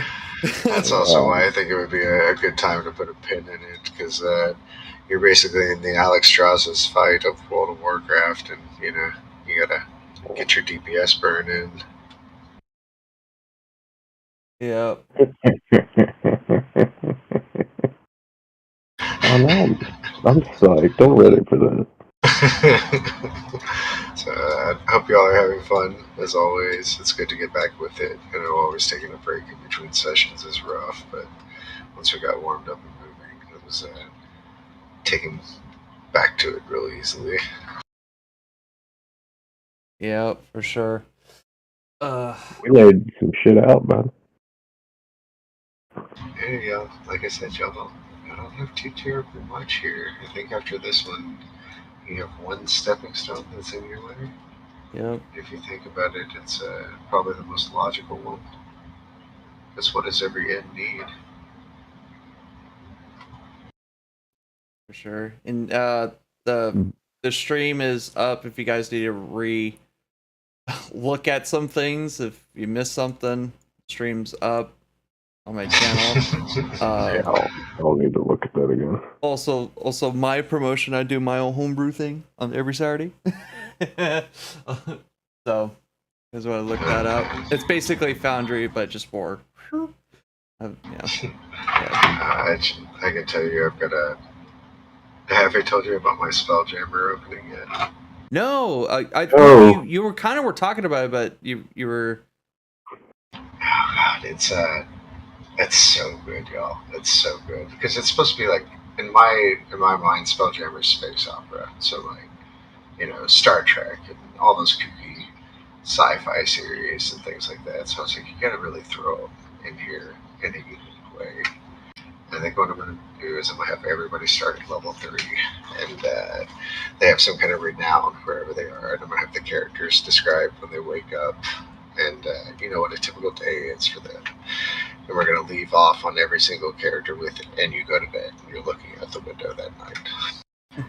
And when we get to the end, like all of them were sucked up by some huge monster floating in the sky into a light ray. They wake up, it's been roughly about a week since they've woken up. They're all wearing collars with a tag on them that all say the same thing. And they're in some kind of savanna desert, and they're fighting off just like mounds of dinosaurs that seem to keep coming out of nowhere. Every time they're fighting dinosaurs, there's like these Japanese game show graphics that are going off in the background, and there's this bar that's just gradually filling up. And whenever they kill the dinosaurs, it goes back down for a little bit. They start running, they fight more dinosaurs, like have a little mini game going on with it. But this bar is steadily creeping up, and it's getting fuller and fuller. You're starting to hear more sounds, and like the sky is getting red. And when it finally fills up completely, it summons a very large Tarrasque that just comes and like annihilates everything in its way. And they wake up after being absolutely ass-kicked by a Tarrasque being summoned on them, in some hospital beds. And there's a gentleman in a floating wheelchair with a wide-brimmed jungle hat that's kind of silver. He's got a big silver beard and a tropical shirt on, and he kind of floats into the room and tells them all, "Welcome to Jurassic Park." Oh my God. And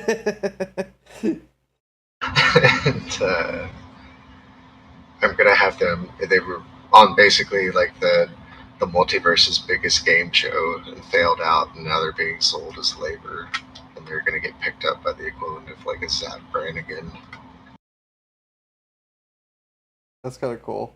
Love it, dude. I was like, that's a good start. I'm kind of bridging it. It'll be a 3 to 5 arc before they actually get a ship and go loose, but something entertaining to start. It's the whole idea of just like what the hell is going on? What is this game show shit? Why is there a T-Rex? Just all kinds of fun shit. So, anyways, yeah, that's my rant. I'm gonna go take a break, guys. So I appreciate y'all. Yeah, of course. Yeah, man. Hit me up if y'all need anything, feedback, whatnot. Hope you're having a good time.